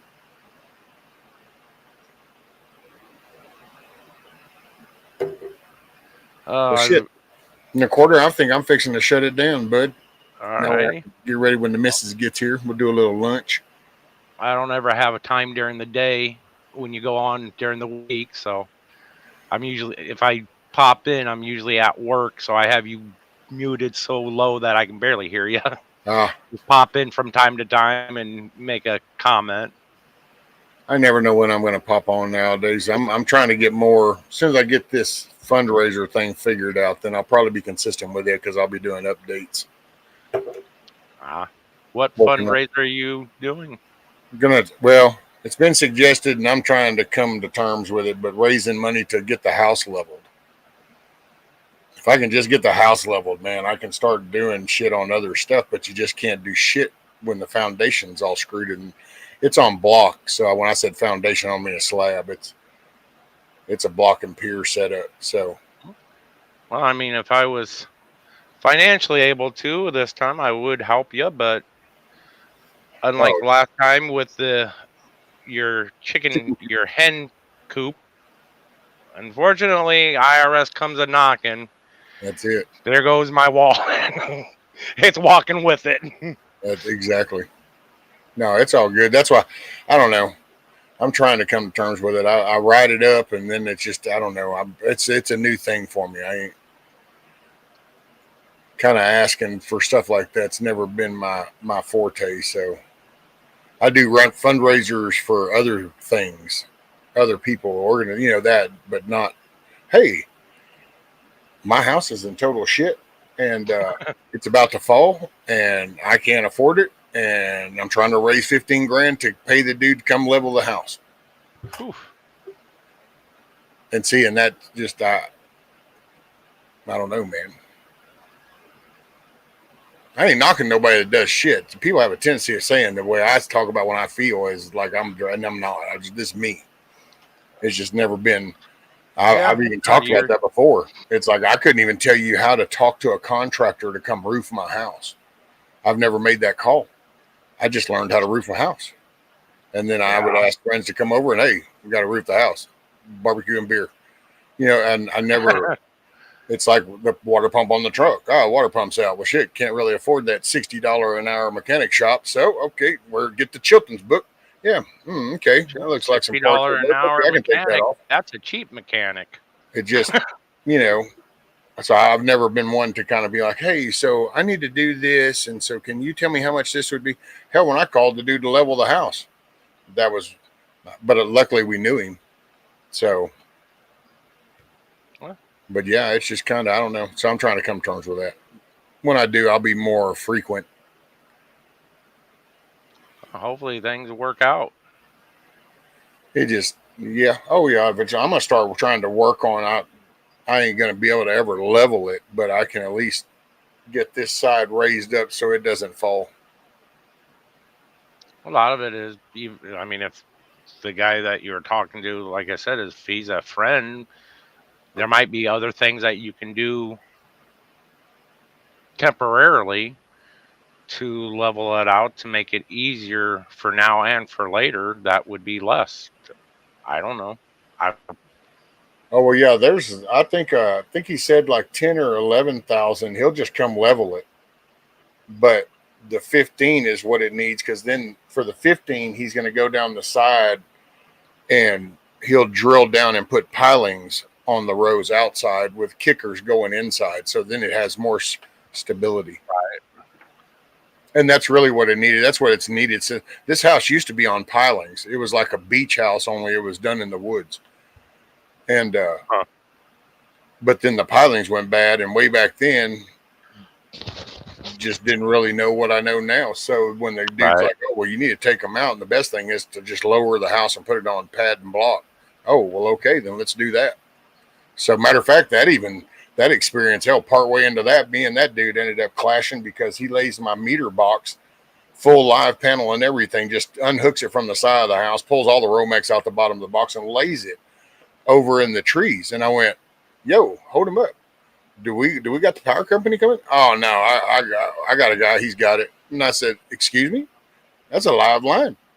"Oh well, no, he knows what he's doing." "Well, can I meet him and shake his hand? Because the minute you go to try to jerk them wires or run it through that weatherhead out of that roof now that the house is coming down, he ain't gonna have no hands." And then the kids were real little back then, so I just said, "You know what, dude? How about you and your guys just get the hell out of my yard?" And I spent the next 2 days using the boom trucks and doing the house myself. Huh.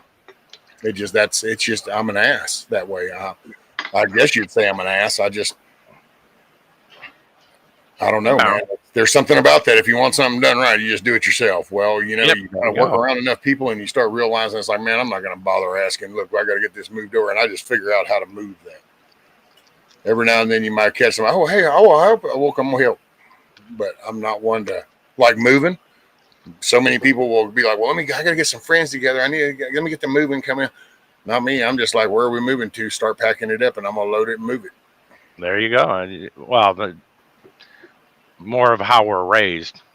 Don't rely on somebody else. You rely on yourself. Well, I kind of hate to say it this way because I ain't trying to insult nobody or nothing, but man, that used to be like the man thing. I mean, are you a man? I mean, you're trying to take care of yourself the best you can, so you're learning stuff, and it's just, man, I don't know, you just don't see that Oh, much. see, like things like with moving or doing different things. Well, My friends will when you're ask, faced with an obstacle, there's an well, issue. The roof's they'll ask, leaking. What am I going to do? Well, I don't know. I never watched parents. I was never around men that ever went, "Oh, let me pick up the phone and let me look in the yellow pages. Oh, wait, let me call." I was around men that just figured out the problem and yeah, solved it, and that's exactly. My friends will call and "What are you doing this weekend?" "Oh, I got to take care of this." "Oh, okay. Well, you mind if I come over?" "Come over. I'm gonna put you to work." "Okay, as long as you got beer." yep. And a lot of it is just hanging out with friends. I mean, yeah, we're doing work, but we're just hanging out. Real men solve problems, pretty much. And that was my problem with being married. I was always the problem solver. I didn't realize she just wanted me to sit there and listen. Yeah.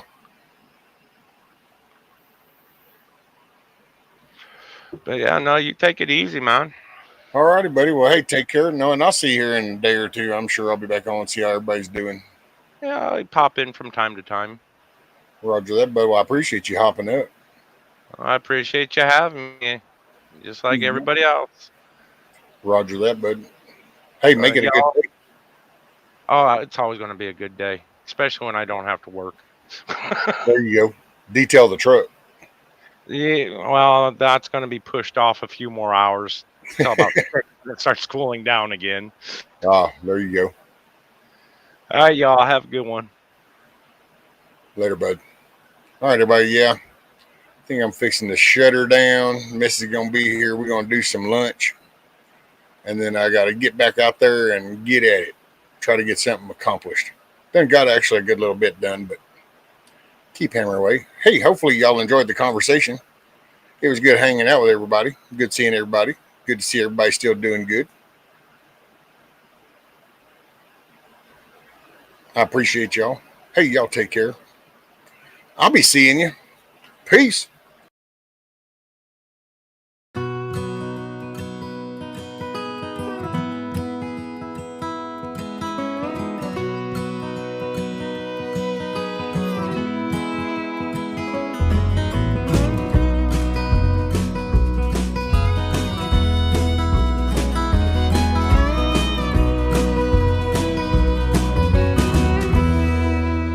I ain't here tomorrow. If the good Lord says it's my time to go, I don't see that morning sunset. There's some things I need for you to know. The truck is yours if you want it. It'll run forever if you treat it right. When you think of me on some back road, that's because I'm right there by your side. Chase your dreams until you catch on. Leave your doubts in a cloud of dust. You can't ever love too big. You can't call your mom too much. Do your best to get it right. Forgive yourself when you don't. Hope you don't forget how much I love you. I ain't here tomorrow. Hey, you just remember that the day is under your control, so make it a good day, everybody. Appreciate you. Don't let life turn you bitter. Don't be ashamed to bow your head. Take it easy on the liquor. Remember what it did to your granddad. Yeah, you're gonna get your heart broke, but a couple of tears don't make you weep. You're gonna find that girl God made just for you. Knows what he's doing, wait and see.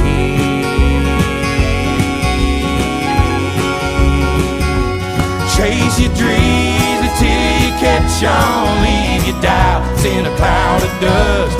You can't ever love too big. You can't call your mom too much. Do your best to get it right. Forgive yourself when you don't. Hope you don't forget how much I love you. I ain't here tomorrow.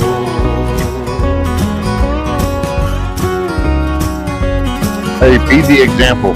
No matter what anyone says, you just show up and you do the work. And you just keep showing up, doing the work, leading the way. Be the change we want to see. Appreciate everybody. Remember, you're in control of the day. Make your day a good day. Peace. Keep the shotgun in the family. Raise your babies by the book. And keep my picture in your wallet. Keep your car keys on a hook. Do your best to get it right. Forgive yourself when you don't. Please don't ever forget how much I love you. I ain't here tomorrow.